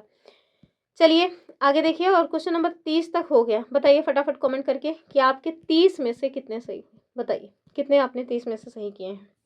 नीतीश जी आप बताइए, क्योंकि आप ही सबसे ज़्यादा उत्तर देते हैं। अब मैं आपसे पूछ रही हूँ डायरेक्ट कि आप बताओ आपके कितने उत्तर सही हुए हैं 30 में से। आप ही अकेले हो जो बहुत ज़्यादा अच्छे से एक्टिव रहते हो कमेंट में, बाकी सब लोग तो बस देखने के लिए रहते हैं कि हाँ देख कितने लोग रहे, लेकिन कमेंट नहीं करते। आप बताइए। चलिए क्वेश्चन नंबर 31 देखिए कि भारत मौसम विज्ञान विभाग यानी आईएमडी के संदर्भ में सही तथ्यों का पहचान करना है आपको। पहला ऑप्शन देखिए, इसकी स्थापना 1947 में हुई थी और इसका आदर्श वाक्य ऋग्वेद से लिया गया है। बताइए क्या ये ऋग्वेद से लिया गया है? दूसरा, इसकी स्थापना 1875 में हुई थी और इसका आदर्श वाक्य है क्या? आदित्यात जायते वृष्टि, यानी सूर्य से वर्षा होती है, ये मनुस्मृति से लिया गया है। तीसरा देखिए, स्थापना 1875 में हुई और आदर्श वाक्य है सत्यमेव जयते, सत्य की विजय होती है। बताइए, नहीं। चौथा, ये केवल उपग्रहों के माध्यम से मौसम की भविष्यवाणी करता है। बताइए क्या हो जाएगा आईएमडी के बारे में सही स्टेटमेंट? ध्यान रखिएगा ये सब नहीं होगा, ये हो जाएगा ऑप्शन बी वाला कि स्थापना हुई थी 1875 में। आदर्श वाक्य है आदित्यात जायते वृष्टि, यानी कि सूर्य से वर्षा होती है। और ये लिया कहाँ से गया है? मनुस्मृति से। ठीक है, ये वही मनुस्मृति है जिसको अम्बेडकर जी के द्वारा जला दिया गया। ठीक है, चलिए आगे देखिए। और यहाँ आपको बताया जा रहा है कि भैया जो ये मनुस्मृति से लिया गया वाक्य है, यानी कि सूर्य जो है उनसे वर्षा होती है और वर्षा से क्या होता है? अन्न उपजता है और अन्न से ही लोगों का जीवन है। चलिए क्वेश्चन नंबर 32 देखिए कह रहे हैं ऊंचाई वाले स्थानों फॉर एग्जांपल लद्दाख या हिमालय, यहाँ पर पर्वतारोहियों या सैनिकों को सांस लेने में कठिनाई और चक्कर आने का अनुभव क्यों होता है, ये आपको बताना है। कह रहे हैं क्योंकि वहाँ का तापमान बहुत कम है जिससे फेफड़े सिकुड़ जाते हैं, ऐसा होता है क्या। दूसरा, क्योंकि वहाँ गुरुत्वाकर्षण बल बहुत अधिक होता है। अच्छा, तीसरा, क्योंकि ऊंचाई पर जो वायुमंडलीय प्रेशर है यानी एटमॉस्फेरिक प्रेशर है वो कम हो जाता है जिससे फेफड़ों के लिए जो उपलब्ध ऑक्सीजन की मात्रा है वो घट जाती है। तो बस आगे बढ़ने की आवश्यकता नहीं है, यही सही हो जाएगा। Option C is the correct answer of this question. आगे देखिए, तो जैसे जैसे आप ऊंचाई की तरफ जाते हो जो हवा है वो हल्की होती जाती है, विरल होती जाती है और वायुमंडलीय जो दबाव है वो कम होता जाता है। इससे क्या होता है, रक्त में ऑक्सीजन की आपूर्ति कम होती है और इसे कहा जाता है हाइपोक्सिया जैसी स्थिति। ठीक है, चलें आगे देखें। दिख गया उत्तर आपको पहले ही, जाने दीजिए कोई बात नहीं। क्वेश्चन नंबर 33 देखिए, कह रहे हैं कि वायु हमेशा हाई प्रेशर वाले क्षेत्र से लो प्रेशर वाले क्षेत्र की ओर चलती है। दाब पेटियां, मैंने कितना ध्यान से इसको पढ़ा मतलब बताया हुआ है दाब पेटियों के बारे में कि जो वायु है वो कैसे हाई प्रेशर से लो प्रेशर या लो प्रेशर से हाई प्रेशर की ओर चलती है। तो मैंने बताया था कि वायु हमेशा हाई प्रेशर से लो प्रेशर की ओर चलती है। याद आ रहा है कि नहीं। तो स्टेटमेंट पहला वाला देखिए, यही कह रहा है ना कि वायु हमेशा उच्च दाब वाले क्षेत्र से निम्न दाब वाले क्षेत्र की ओर चलती है। तो पहला तो सही है, कारण तापमान में अंतर के कारण वायु दाब में क्या होता है, अंतर उत्पन्न होता है। गर्म हवा हल्की होकर के ऊपर उठ जाती है जिससे वहां पे लो प्रेशर बेल्ट बनता है। ठीक है, और ठंडी हवा भारी होकर के उस स्थान को भरने के लिए आ जाती है। तो हाँ, एकदम कथन और कारण दोनों सही है, कारण कथन की सही व्याख्या भी कर रहा है। जब मैंने दाब पेटियों को पढ़ाया था तब मैंने ये वाला जो मतलब कि ये बातें हैं वो बताई थी, एक एक स्टेटमेंट मतलब एक एक पॉइंट बताया हुआ है इसका। तो मैंने आगे देखिए, अगला जो क्वेश्चन है, कह रहे हैं कि वर्ष 2023 में, ये नया एनसीईआरटी से बनाया हुआ क्वेश्चन है, बार बार उत्तर दिख जा रहा। तो बताइए, वर्ष 2023 में राष्ट्रीय आपदा प्रबंधन प्राधिकरण यानी एनडीएमए और मौसम निगरानी के संदर्भ में किस विशिष्ट घटना का उल्लेख है, बताइए। कह रहे हैं केरल में बाढ़ की चेतावनी के लिए रडार लगाए गए, तो ऐसी बात नहीं है। दूसरा देखिए, कह रहे हैं कि सिक्किम में 4800 मीटर की ऊंचाई पर एक हिम झील पर स्वचालित मौसम केंद्र स्थापित किया गया। तो हाँ, यही सही हो जाएगा। सिक्किम में कुछ इस तरह की घटना हुई थी ना 2023-24 के आसपास, आप लोगों को याद है कि नहीं, तो वही वाला है ये। तो सिक्किम में मतलब यहाँ देखिए 2023 में सिक्किम में एक ऊंचाई वाली हिम झील स्थापित किया गया ताकि जो ग्लेशियर हैं भैया उनके फटने जैसी आपदाओं से जानकारी पहले से ही मिल जाए ताकि लोग अलर्ट हो जाएं, लोगों के साथ जो है बहुत प्रकृति के द्वारा अन्याय ना किया जा सके। ठीक है, चलिए आगे देखिए। पहले बताइए, हाइप किया कि नहीं, नहीं किया है तो कर दीजिए। क्या करिएगा हाइप का पॉइंट बचा करके, आप तो उसको मतलब यूज़ भी नहीं कर पाओगे। तो हाइप कर दीजिए और लाइक भी कर दीजिए। वीडियो पसंद आता है, सेशन पसंद आ रहा है, सेशन में बताई गई चीज़ें आपको समझ आती हैं तो प्लीज़ प्यारा सा कमेंट कर दिया करिए, इससे थोड़ा मोटिवेशन आता है आगे मेहनत करने के लिए। और हाँ, कल के लिए इन्फॉर्मेशन है, कल है भाई संडे। क्या है, कल है संडे और संडे स्पेशल क्लास में हम कल 200 एमसीक्यू सॉल्व कराएंगे हिस्ट्री के। ठीक है, ओल्ड एनसीईआरटी हिस्ट्री। तो इसमें ना जो हमारी क्लास 8 की हिस्ट्री है उसके 200 एमसीक्यू के माध्यम से पूरा निचोड़ लेकर के आएंगे अपनी क्लास 8 हिस्ट्री का। ठीक है, तो ध्यान से एकदम मतलब छोड़ना नहीं है उस वीडियो को। और चलिए आगे देखिए, कह रहे हैं कि दैनिक तापमान और ताप परिसर यानी ये जो टेम्परेचर रेंज है इसकी गणना के संदर्भ में आपको सही विधि क्या है ये बताना है। कह रहे हैं यदि आपको औसत दैनिक तापमान निकालना है तो क्या करिएगा, दिन का अधिकतम तापमान प्लस दिन का न्यूनतम तापमान और उसके बाद डिवाइड कर दीजिए 2 से। दूसरा, ताप परिसर निकालने के लिए तो 24 घंटे की अवधि में अधिकतम तापमान, उसके बाद माइनस जो न्यूनतम तापमान है वो। बताइए सही विकल्प क्या हो जाएगा।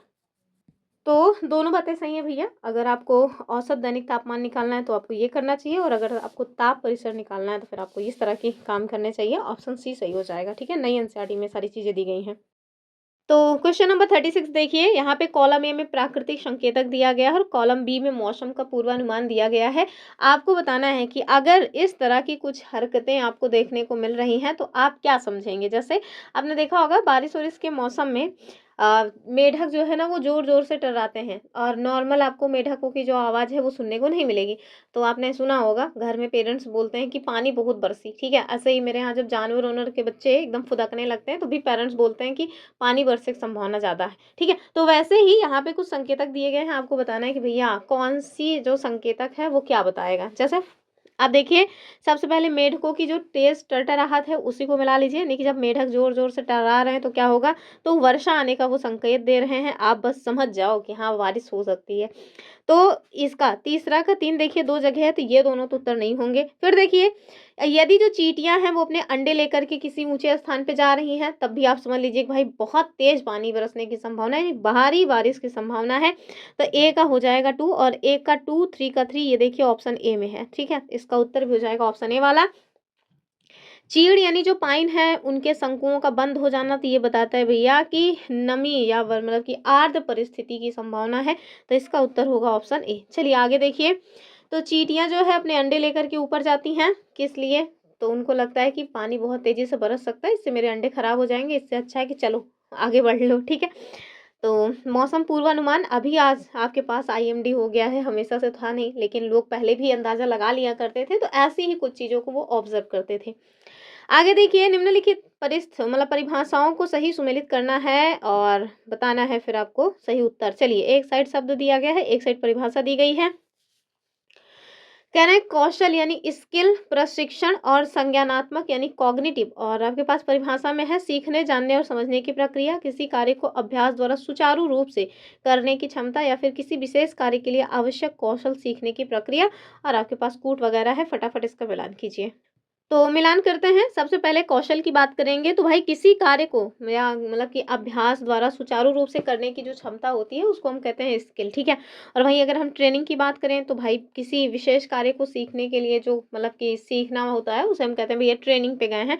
तो वही है कि किसी विशेष कार्य के लिए आवश्यक जो स्किल है उसको सीखने की प्रक्रिया, और बचा हमारा कॉग्निटिव। तो सीखने, जानने और समझने की जो प्रक्रिया है उसे हम कहते हैं कॉग्निटिव। इस हिसाब से देखिए, ए का 2, बी का 3 और सी का 1 हो जाएगा और उत्तर आपको ऑप्शन ए में मिल जाएगा, ठीक है? अगला क्वेश्चन देखिए, कह रहे हैं कि ह्यूमन कैपिटल और सामान्य श्रम इन दोनों के बीच में क्या प्रमुख अंतर है वो आपको बताना है, यानी कि मानव पूंजी और सामान्य श्रम में। कह रहे हैं श्रम केवल शारीरिक होता है और जबकि मानव पूंजी केवल मानसिक होती है। अब देखिए, केवल केवल लगा है वैसे ही समझ जाइए कि भाई केवल केवल अगर है तो उत्तर जो है नहीं बनेगा। फिर देखिए, कह रहे हैं श्रम का जो तात्पर्य है वो उत्पादन में प्रयुक्त योगदान से है, जबकि मानव पूंजी उस श्रम को करने के लिए आवश्यक विशिष्ट कौशल, ज्ञान और विशेषज्ञता है। तो हाँ, यही बात है। हमने कल देखा था कि जो संसाधन है, जो मानव है, वो संसाधन कब बनता है? जब उसके अंदर स्किल होती है। तो वही चीज है, मानव जो है वो पूंजी कब बनेगा भैया? जब उसके अंदर योग्यता होगी, कोई उसके अंदर स्किल वगैरह होगी। तो बाकी तो सामान्य श्रम तो वैसे ही है, सारे लोग श्रम कर ही रहे हैं। देखिए, एक कंपनी अपने शेयर धारकों के यानी शेयर होल्डर्स की बात हो रही है, इनको लाभ का जो परसेंटेज मतलब कि हिस्सा नियमित रूप से देती है उसे क्या कहते हैं? अब ध्यान से देखिएगा, यहाँ पे शेयर होल्डर्स लिखा है, कर्मचारी नहीं लिखा है, क्योंकि कर्मचारी अगर लिखा होता है तो इसका जो देने वाला लाभ है वो अलग होता। क्यों? क्योंकि कर्मचारियों को वेतन दिया जाता है, लेकिन जो शेयर धारक है यानी कि जो शेयर होल्डर्स है उनको क्या मिलता है भैया? उन्हें डिविडेंड मिलता है, यानी कि लाभांश मिलता है। ऑप्शन सी एकदम सही उत्तर हो जाएगा, ठीक है? इस बात को याद रखिएगा। तो आगे देखिए क्वेश्चन नंबर 40, और यहाँ आपसे कह रहे हैं कि हमारे पास कथन और कारण वाला क्वेश्चन है कि भारत के पास वर्तमान में जनांकिकीय लाभांश यानी डेमोग्राफिक डिविडेंड प्राप्त करने का एक बड़ा अवसर है। तो इसके पीछे का कारण आप समझ ही रहे होंगे क्या है। कह रहे हैं कि भारतीय आर्थिक सर्वेक्षण 2024 के अनुसार भारत की 65% जनसंख्या 35 वर्ष से कम आयु की है, जिसका अर्थ है कि जो हमारे यहाँ आश्रित जनसंख्या है उसकी तुलना में कार्यशील जनसंख्या अधिक है। अब ये जो जनसंख्या जो है, पिरामिड वगैरह हमारे साथ क्लास 8 में पढ़े हैं उनको तो समझ आ रहा होगा, जो लोग नहीं पढ़े हैं उनको लग रहा होगा अरे ये सब कहाँ से आ गया। तो भैया जो ये नई एनसीईआरटी है उसमें ये सारे पॉइंट्स दिए गए हैं। एक दो लोग का कहना है भैया कि नई एनसीईआरटी ना कराई जाए, तो मैं कहूँगी कि देखिए, ईमानदारी से, बहुत ज़्यादा नहीं लेकिन हाँ, जो कुछ कुछ इम्पोर्टेंट चीज़ें हैं नई एनसीईआरटी की उसको देख लीजिए, क्योंकि जो मतलब कि एग्जामिनर है ना, अगर वो क्वेश्चंस बना देगा तो फिर आप उसको ये नहीं कह पाओगे कि अरे ये क्या बात हुई, आपने पहले क्यों नहीं बताया। क्योंकि भाई एनसीईआरटी तो वो भी है, चाहे नई हो चाहे पुरानी हो, क्लास 6 की, क्लास 7 की, क्लास 8 की ही है। अगर वो क्वेश्चन वहाँ से बना लिए, और उसमें भी आप लोगों ने देखा होगा कि आरटीआई के माध्यम से जवाब भी मिला है कि नई एनसीईआरटी से क्वेश्चन पूछा जाएगा। 2024 में ऑलरेडी हमने देखा था 1-2 क्वेश्चंस आए हुए थे, तो फिर मतलब भागिए मत कि नहीं नहीं नहीं एनसीईआरटी से नहीं आएगा, देख लीजिए। और नई एनसीईआरटी में ना इकोनॉमिक्स क्लास 6 में पहली बार है कि इकोनॉमिक्स के 1-2 चैप्टर जोड़े गए हैं, तो वहीं से क्वेश्चन बना हुआ है, ठीक है। बाकी ये क्लास 8 में जो हमारा ज्योग्राफी है उसमें भी है, पुरानी वाली में भी। चलिए, लेकिन ये जो नया आंकड़ा है ये तो नई एनसीईआरटी में ही है ना। तो ध्यान से देखिए, कथन भी सही है, कारण भी सही है। कारण कथन की व्याख्या भी कर रहा है। इसके पीछे का कारण है कि हमारे यहाँ भारत देश के भीतर जो कार्यकारी जनसंख्या है, और हमारे यहाँ 15 से 65, आपको कहीं कहीं 15 से 65 और कहीं कहीं 15 से 59 मिलेगा, जो भी एग्जाम में मिले वो आप मान लीजिएगा। ये इस उम्र के जो लोग हैं ना वो ज़्यादा हैं, ठीक है। तो इस वजह से हमारे यहाँ मानव काम करने वाले ज़्यादा हैं, और यही कारण है कि माना जाता है कि भैया जो भारत है उसके पास जनांकिकी लाभांश प्राप्त करने का ये एक बड़ा अवसर है। अब ये बात अलग है कि हमारे यहाँ कार्यकारी जो जनसंख्या है वो ज़्यादातर कहाँ जुटी हुई है, ऑनलाइन गेम खेलने में, क्योंकि रोजगार नहीं है, काम नहीं है, ठीक है। चलिए, ए वाला सही हो जाएगा। आगे देखिए, यहाँ आपसे पूछा जा रहा है कि उत्पादन के कारक के रूप में पूंजी यानी कैपिटल के संदर्भ में निम्नलिखित कथनों पे आपको विचार करना है। पहला देखिए, कह रहे हैं अर्थशास्त्र में पूंजी का अर्थ केवल नगद राशि है। बताइए क्या जो केवल नगद धनराशि है वही मानी जाएगी। दूसरा, मशीनें, औजार, वाहन और कार्यालय भवन भौतिक पूंजी या टिकाऊ संपत्ति के एग्जाम्पल हैं। बताइए क्या ये भौतिक पूंजी या टिकाऊ संपत्ति के एग्जाम्पल हैं कि नहीं। ब्याज यानी इंटरेस्ट वह राशि है जो ऋण लेने वाला व्यक्ति ऋण देने वाले को धन के प्रयोग के बदले में देता है। अब मुझे नहीं लगता कि ये वाला स्टेटमेंट आपको समझने में कोई दिक्कत हो रही होगी। बताइए क्या हो जाएगा, कौन सा स्टेटमेंट सही है। तो ध्यान से देखिए, ये जो पहला वाला स्टेटमेंट है उसमें कह रहे हैं कि केवल नगद धनराशि है, तो ऐसी बात तो है नहीं, तो पहला वाला तो अपने आप में ही गलत है। पहला जहाँ जहाँ उसको आप हटा दीजिए तो देखिए उत्तर आपको मिल जाएगा कि ऑप्शन बी वाला एकदम सही है, ठीक है। तो ऐसे ट्रिकी जो मतलब की चीज़ें हैं उनको नज़र में रखिए। एग्जाम में जब आप क्वेश्चन सॉल्व करने बैठिएगा तो सबसे पहले एक क्वेश्चन पढ़िए, अगर कोई सा भी एक स्टेटमेंट आपको रॉन्ग समझ आ रहा है तो पहले आप कूट में जाइए कि भैया कौन सा हम स्टेटमेंट गलत है और उसके हिसाब से कौन कौन से ऑप्शन हटा सकते हैं। ये टाइम बचाने का तरीका होता है, क्योंकि एग्जाम में टाइम मैनेज करना थोड़ा मतलब बड़ा काम हो जाता है, क्योंकि सारा का सारा पेपर ही बहुत लेंदी आता है। आगे देखिए,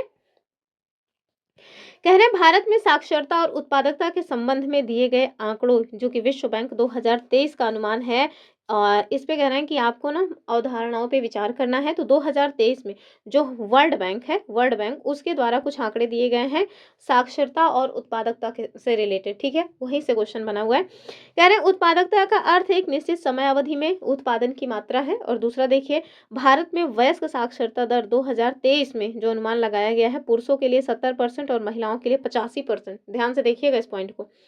फिर कह रहे हैं साक्षरता मानव पूंजी और कौशलता बढ़ाकर उत्पादकता में वृद्धि करती है। तो बताइए क्या हो जाएगा सही उत्तर, ये आपके पास कूट है।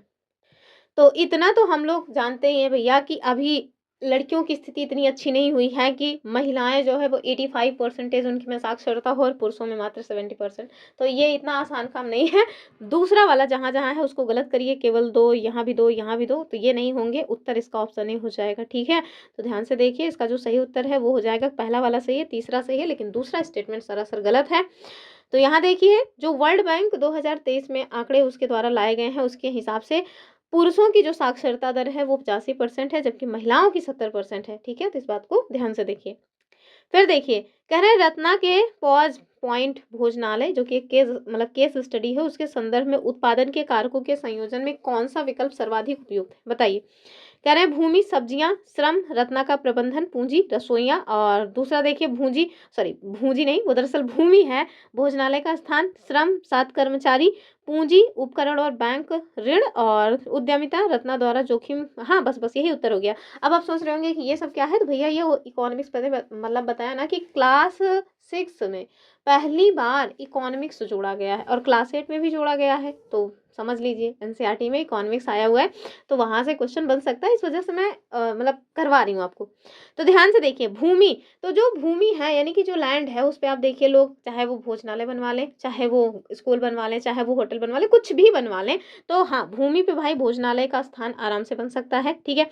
दूसरा देखिए श्रम, तो जो कर्मचारी हैं वो श्रम कर रहे हैं, तो हाँ उनके लिए जो है ये श्रम वाली बात हो गई। पूंजी तो उपकरण बैंक का जो ऋण है, यानी कि जो पैसा आपने लिया है, चाहे आप वो बैंक से लिए हो, चाहे आपने कैसे भी लिया हो, लेकिन आपने जो पैसा लिया है उसी को कहा जा रहा है पूंजी। उद्यमिता तो रत्ना के द्वारा जो जोखिम उठाया जा रहा है, जो योजना बनाई जा रही है, उसी को कहा जा रहा है उद्यमिता। और ध्यान रखिएगा, किसी भी मतलब कि बिजनेस को डेवलप करने के लिए ये चार चीज़ बहुत ज़्यादा इंपॉर्टेंट होते हैं। कौन कौन से?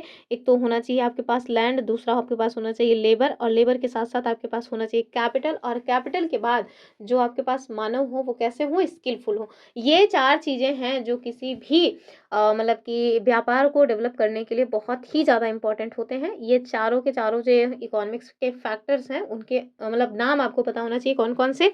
Land, labour, capital and entrepreneurship. ठीक है, तो ये 4 पॉइंट्स हैं। आगे देखिए, यहाँ से कह रहे हैं कि भारतीय संविधान की जो मूल प्रति है, इसको संसद भवन में हीलियम गैस से भरे हुए कांच के डब्बे में क्यों संरक्षित किया गया है? अर्थात जो हमारा इन मतलब कि मूल संविधान है उसको संरक्षित करके रखा गया है कहाँ पे? तो हीलियम गैस से भरे हुए कांच के डब्बे में, हमारी संसद में। ठीक है, तो आप बताइए कि उसको हीलियम में ही क्यों रखा गया, नाइट्रोजन या ऑक्सीजन के गैस वाले डब्बे में क्यों नहीं रख दिया गया? ये आपसे पूछ रहे हैं। पहला देखिए, क्योंकि हीलियम एक ठंडी गैस है जो तापमान को नियंत्रित रखती है। अगर तापमान को नियंत्रित रखने वाली बात होती तो क्या उसको ठंडा मतलब कि या गर्म ऐसा कुछ रखने की जरूरत थी? दूसरा, क्योंकि हीलियम कागज या स्याही के साथ कोई रासायनिक अभिक्रिया नहीं करता है जिससे वो लंबे समय तक सुरक्षित रहती है। तो हाँ, यही बात सही हो जाएगी, क्योंकि जो हमारा मूल संविधान है वो हाथ से लिखा गया था, तो कहीं ऐसा ना हो कि कहीं और रख दें तो पता चल रहा है कि स्याही ही मिट गई, इस तरह की चीजें। और जब जरूरत पड़े तो मूल संविधान में क्या लिखा है यही नहीं पता चल रहा है। तो इसलिए इसको कहाँ पे रखा गया है? हीलियम गैस से भरे हुए कांच के डब्बे में रखा गया है, हमारी संसद में।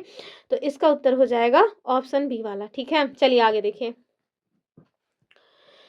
यहाँ से कह रहे हैं कि भारतीय संविधान के भाग और अनुसूचियों की संख्या के संदर्भ में मूल संविधान और वर्तमान स्थिति का सही तुलनात्मक विकल्प कौन सा है? यानी कि जब हमारा संविधान बना था, ठीक है, उस समय क्या स्थिति थी और आज कौन सी स्थिति है? ऑप्शन देखिए, कह रहे हैं मूल संविधान में 22 भाग थे और 8 अनुसूचियां थी। तो हाँ, ये बात तो सही है। वर्तमान में 25 भाग और 12 अनुसूचियां हो गई। हाँ, यही बात सही है, ऑप्शन ए ही इसका एकदम सही उत्तर हो जाएगा। ठीक है, आगे देखिए, कह रहे हैं संविधान सभा के गठन और सदस्यों के संदर्भ में निम्नलिखित कथनों पे आपको विचार करना है। ठीक है, तो बताइए ठीक चल रहा है कि नहीं, जोश बना हुआ है कि नहीं आप लोगों में? ऑप्शन देखिए, संविधान सभा का जो गठन है 9 दिसंबर 1946 को हुआ। बताइए क्या इसी के दिन को हुआ था? ये क्लास 8 ओल्ड वो एनसीईआरटी चल रही है, जो पॉलिटी में आप लोग क्वेश्चन देख रहे हैं, ये क्लास 8 की ओल्ड एनसीईआरटी का क्वेश्चन है। दूसरा देखिए, कह रहे हैं भारत के विभाजन के बाद सदस्यों की संख्या घटकर मात्र 299 रह गई। तीसरा देखिए, संविधान सभा में टोटल 25 महिला सदस्य थी। तो मैंने तो 25 नहीं पढ़ा है भैया, मैंने तो 15 महिला सदस्य पढ़ा हुआ है। क्या आपने 25 पढ़ा है क्या? बताइए जरा सा। तो इस हिसाब से आप देखिए, तो तीसरा वाला गलत है, तीसरा यहाँ यहाँ यहाँ भी है, तो इसका उत्तर हो जाएगा ऑप्शन ए वाला। ठीक है, तो ध्यान रखिएगा, 25 नहीं थी, कितनी महिलाएं थी? 15 थी। आगे देखिए, और इकलौती एकमात्र मुस्लिम महिला थी बेगम अजाज रसूल। ठीक है, चलिए कॉलम ए और कॉलम बी दो दिए गए हैं। देखिए, हमारा जो संविधान है उसको उधार का थैला कहा जाता है। इसके पीछे का कारण है कि हमारे संविधान को जो बनाया गया था उसको कम से कम 60 से भी ज़्यादा देशों को मतलब कि पढ़ा गया, समझा गया, और वहाँ से जो भी चीज़ें इंपॉर्टेंट लगी उसको अपने देश के संविधान में शामिल किया गया। तो हमारे पास ना हमारे एग्जाम में क्वेश्चन बनता है कि चलो बताओ कौन सी वो चीज़ है जो किसी और देश से ग्रहण की गई है। जैसे आप देखिए, जो हमारे फंडामेंटल राइट्स हैं, ठीक है, यानी कि जो हमारे मूल अधिकार हैं वो हमने यूएसएस से लिया है। ठीक है, वैसे ही जो हमारी फंडामेंटल ड्यूटीज़ हैं उसको हमने यूएसएसआर से लिया हुआ है। ऐसे ही कुछ पॉइंट्स यहाँ पे दिए गए हैं जो आपको बताना है कि इसको हमने कहाँ से लिया है। देखिए, पहले पास क्या है? स्वतंत्रता, समानता और बंधुत्व। और ध्यान रखिएगा, ये स्वतंत्रता, समानता और बंधुत्व 2024 में पूछा जा चुका है कि इसको हमने कहाँ से लिया है। और क्या है? राज्य के नीति निदेशक तत्व, जिसको कहा जाता है डीपीएसपी, बहुत पूछा जाने वाला ये क्वेश्चन है। और स्वतंत्र न्यायपालिका। ठीक है, चलिए सबसे पहले आप जानिए कि जो स्वतंत्र न्यायपालिका का प्रावधान है ये हमने कहाँ से लिया है? यूएसए के संविधान से प्रेरित होकर के लिया है। और यहाँ से क्या लिया है आपको याद रखना है? फंडामेंटल राइट्स लिया है। तो ये दोनों तो एकदम पता होने चाहिए आपको। दूसरा देखिए, तो इसका ये हो जाएगा, यानी कि 3 का ए हो जाएगा, और 3 का ए देखिए केवल एक ही ऑप्शन में है, तो ऑप्शन ए इसका उत्तर हो जाएगा। फिर देखिए, समानता, स्वतंत्रता और बंधुत्व ये हमने फ्रांस की क्रांति से प्रेरित होकर लिया है, जो कि 2024 में ऑलरेडी क्वेश्चन पूछा जा चुका है। और बचा क्या हमारे राज्य के नीति निर्देशक तत्व, तो इसको हमने आयरलैंड से लिया हुआ है। एकदम मतलब रट लीजिए, इनसे क्वेश्चन खूब बनता है। ये वो चीज़ें हैं जो हमारे एनसीईआरटी में डायरेक्ट दी गई हैं। और भी बहुत सारी चीज़ें हैं जो हमने किसी न किसी देश के संविधान से ग्रहण किया है, लेकिन आपके लिए इंपॉर्टेंट वही उतना है जितना एनसीईआरटी में दिया है। तो एनसीईआरटी में ये डायरेक्ट दिया है, आप इसको एकदम याद करके रखिए, ठीक है। चलिए आगे देखिए। और पीडीएफ के लिए आपको टेलीग्राम चैनल ज्वाइन करना पड़ेगा, तो वहाँ पे ज्वाइन कीजिए और पीडीएफ मिल जाएगी। वीडियो अभी तक अगर आपने हाइप नहीं किया है तो हाइप कर दीजिए। ऐसे क्वेश्चंस आपको बहुत ही रेयर मतलब यूट्यूब चैनल मिलेंगे जो करवा रहे होंगे एग्जाम ओरिएंटेड क्वेश्चंस, ठीक है। तो मतलब आपको फ्री में मिल रहा है इतना अच्छा कंटेंट, इसका आप फ़ायदा उठाइए और ज़्यादा से ज़्यादा अपने मित्रों को शेयर कीजिए। आगे देखिए, तो ध्यान से देखिए, फ्रांसीसी क्रांति कब की है, तो 1789। वहीं से प्रेरित होकर के हमारे देश के संविधान में स्वतंत्रता, समानता और बंधुत्व को लिया गया।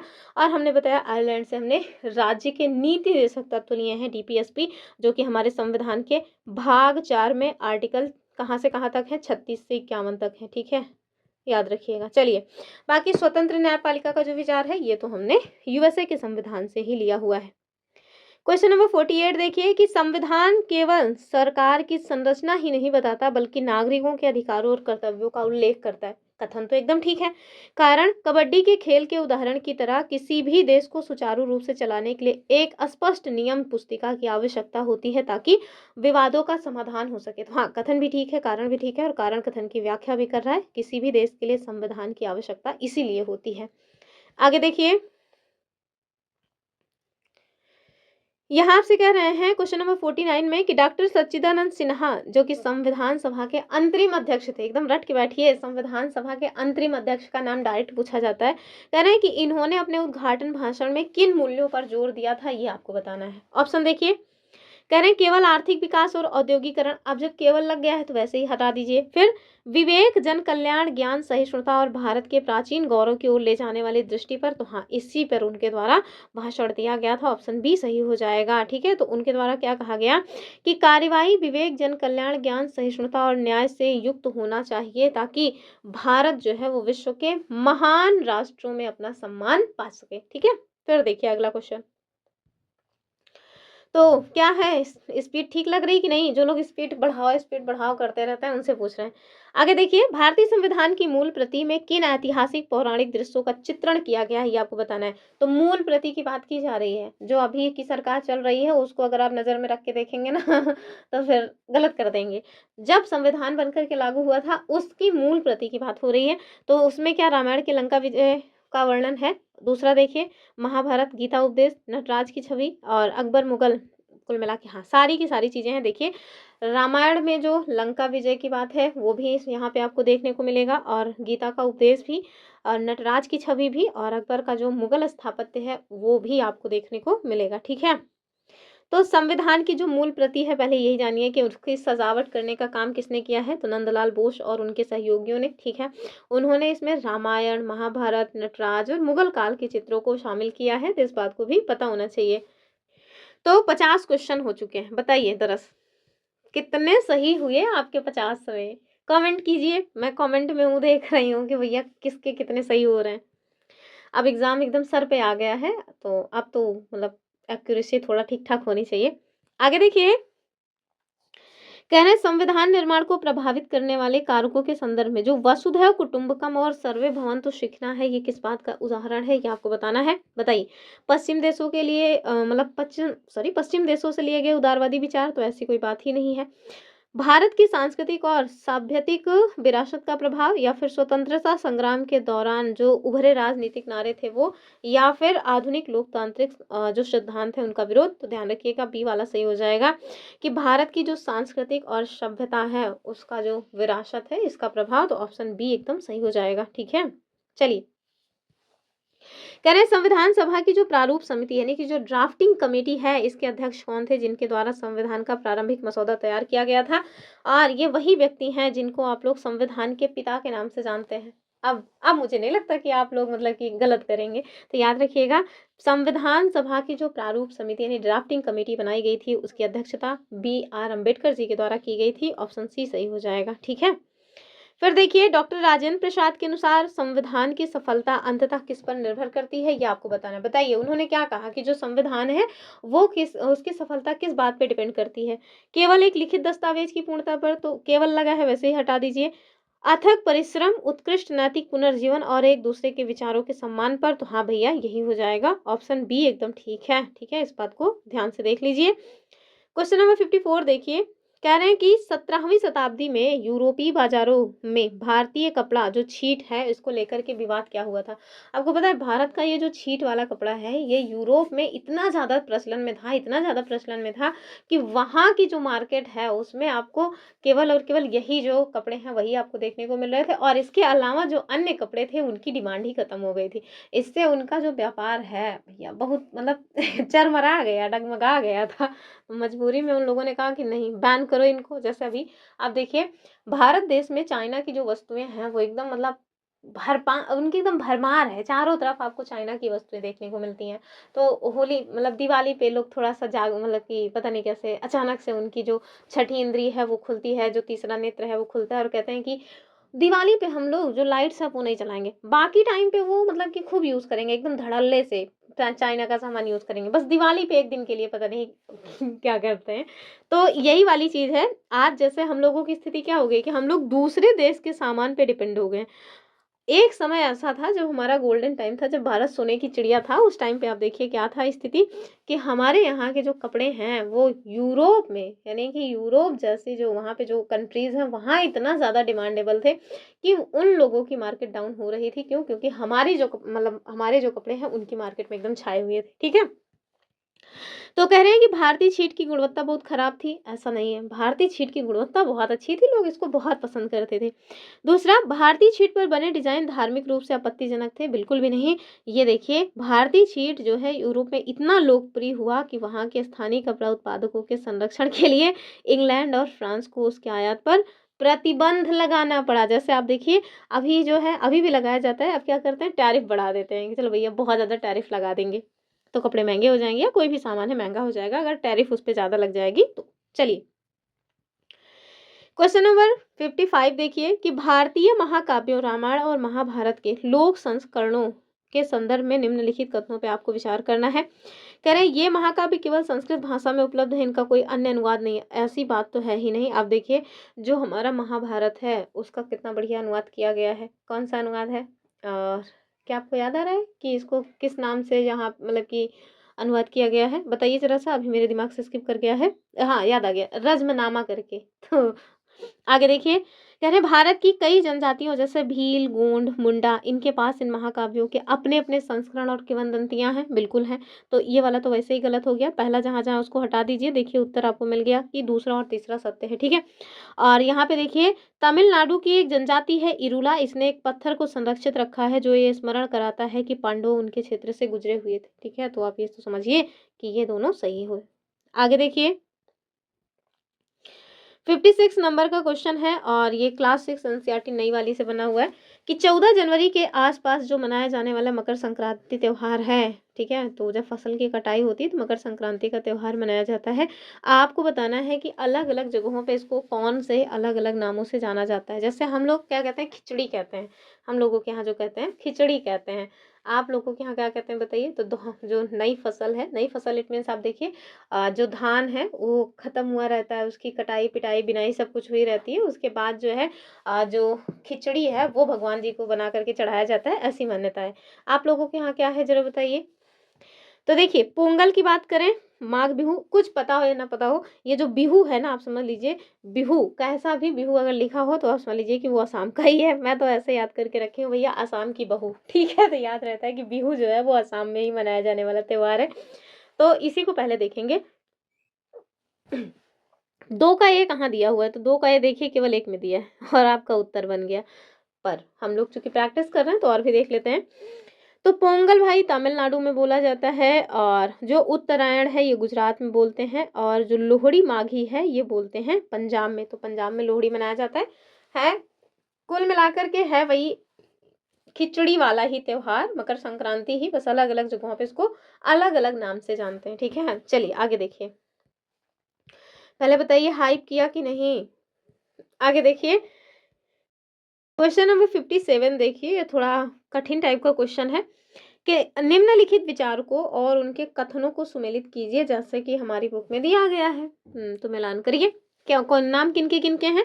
रविन्द्रनाथ टैगोर जी के, श्री अरविंद, विंसेंट स्मिथ जो कि एक ब्रिटिश इतिहासकार हैं, और जवाहरलाल नेहरू। और कथन कौन कौन सा है कि विविधता में एकता का सिद्धांत सदैव से भारत के लिए स्वाभाविक रहा है, यह एक में अनेक का भाव है। ठीक है, ऐसे ही दूसरा है, तीसरा है, सब कुछ है। ठीक है, तो हम आपको इसको सीधे मिलान करके बताते हैं, आप जो है खुद से पढ़ लीजिएगा। चलिए, सबसे पहला जो विचार मतलब कि विचारक हैं रविन्द्रनाथ टैगोर, इनके द्वारा जो कथन दिया गया है आपको पता है कौन सा है कि हे ईश्वर, मेरी ये प्रार्थना स्वीकार करें कि मैं अनेकता में एकता के स्पर्श का आनंद कभी ना गंवा सकूं। ठीक है, तो लगता है मतलब लगता क्या है, सच में था ही, भारत देश से बहुत लगाव रहा है। तो भारत देश में ही आप देखिए कि अनेकता में एकता का जो भाव है वो देखने को मिलता है। तो वन का क्या हो जाएगा, सी वाला। ठीक है, फिर देखिए, श्री अरविंद का जो कथन है वो है कि विविधता में एकता का सिद्धांत सदैव से भारत के लिए स्वाभाविक रहा है और यह एक में अनेक का भाव है। ठीक है, फिर आ जाएंगे जो ब्रिटिश इतिहासकार हैं विंसेंट स्मिथ, इन्होंने क्या कहा भैया, तो इन्होंने कहा कि इस अचंभित करने वाली विविधता में भारत का इतिहास किस प्रकार लिखा जा सकता है, भारत विविधता में एकता प्रदर्शित करता है। ठीक है, अब इस तरह का क्वेश्चन दरअसल खूब बनता है। आप देखिए, अनेकता में एकता का भाव, इस तरह का जो स्टेटमेंट है 2024 में पूछा गया था।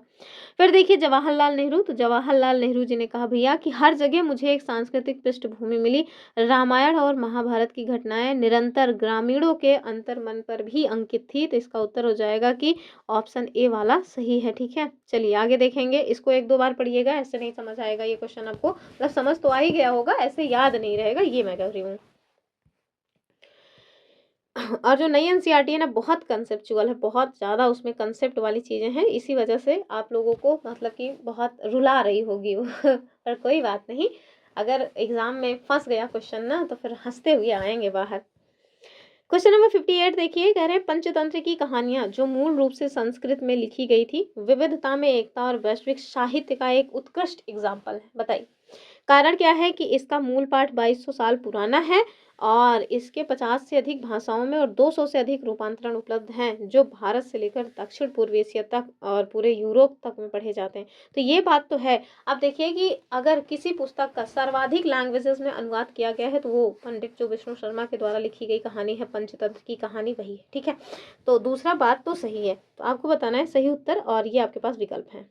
तो ध्यान रखिएगा, कथन भी ठीक है, कारण भी ठीक है, और कारण कथन की सही व्याख्या भी कर रहा है, तो ऑप्शन ए जो है वो सही हो जाएगा। ठीक है, चलिए आगे देखिए, सेकंड लास्ट क्वेश्चन है आज का ये कि के यस सिंह के द्वारा निर्देशित भारत की लोक परियोजना में महाकाव्य यानी एपिक्स के बारे में क्या महत्वपूर्ण अवलोकन किया गया। बताइए, कह रहे हैं कि भारत के केवल उत्तर भारतीय लोग ही पांडवों के बारे में जानते हैं। अब केवल लग गया, वैसे ही गलत है कि लोक कथाओं के अनुसार इस देश में शायद ही ऐसा कोई स्थान हो जहाँ पे महानायक पांडव ना गए हो। हाँ, ये बात सही है भैया कि ऐसा कोई स्थान शायद ही कोई ना कोई बचा हो जहाँ पे पांडवों के द्वारा पद यात्रा ना की गई हो।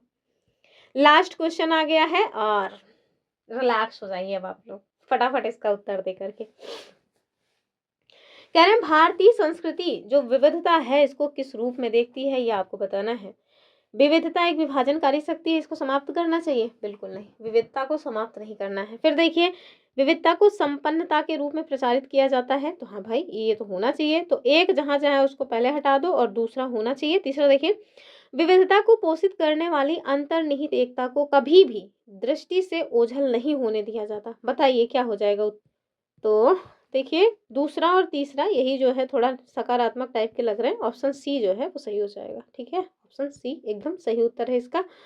तो बस खत्म हो गया। चलिए, आई होप आप लोगों ने वीडियो को एंजॉय किया होगा, बहुत कुछ नया आपको जानने को मिल रहा होगा हमारे मॉक टेस्ट के माध्यम से, क्योंकि ज़्यादातर लोग केवल ओल्ड एनसीईआरटी पे ही फोकस्ड किए हैं, नई वाली एकदम सब मतलब भूल गए हैं, आग लगा दिए। तो हम नई एनसीईआरटी को भी फोकस कर रहे हैं, नई और पुरानी दोनों ही, क्योंकि पुराना मैंने लगभग सब खत्म कर दिया, अब नया ही बचा हुआ है, नया वाला भी आप लोग लगे रहिए इसके साथ। तो कल जो है ना एक महामैराथन हम लेकर के आने वाले हैं अपने इसी चैनल पे, उससे के साथ जुड़ना मत भूलिएगा, जिसमें हम लोग क्लास 8 हिस्ट्री इसके ना सारे के सारे जो महत्वपूर्ण एमसीक्यूज़ हैं वो सॉल्व करेंगे और एकदम रामबाण समझ समझ लीजिए कि एकदम रामबाण आपके लिए साबित होगी इतिहास की वीडियो हमारी। तो चलिए इन्हीं सब बातों के साथ वीडियो यदि आपको पसंद आता है तो लाइक शेयर करना ना भूलिए। अगर आप कुछ भी नहीं करते तो कम से कम हाइप कर दिया करिए। फिर मिलते हैं, तब तक के लिए नमस्कार एंड जय हिंद।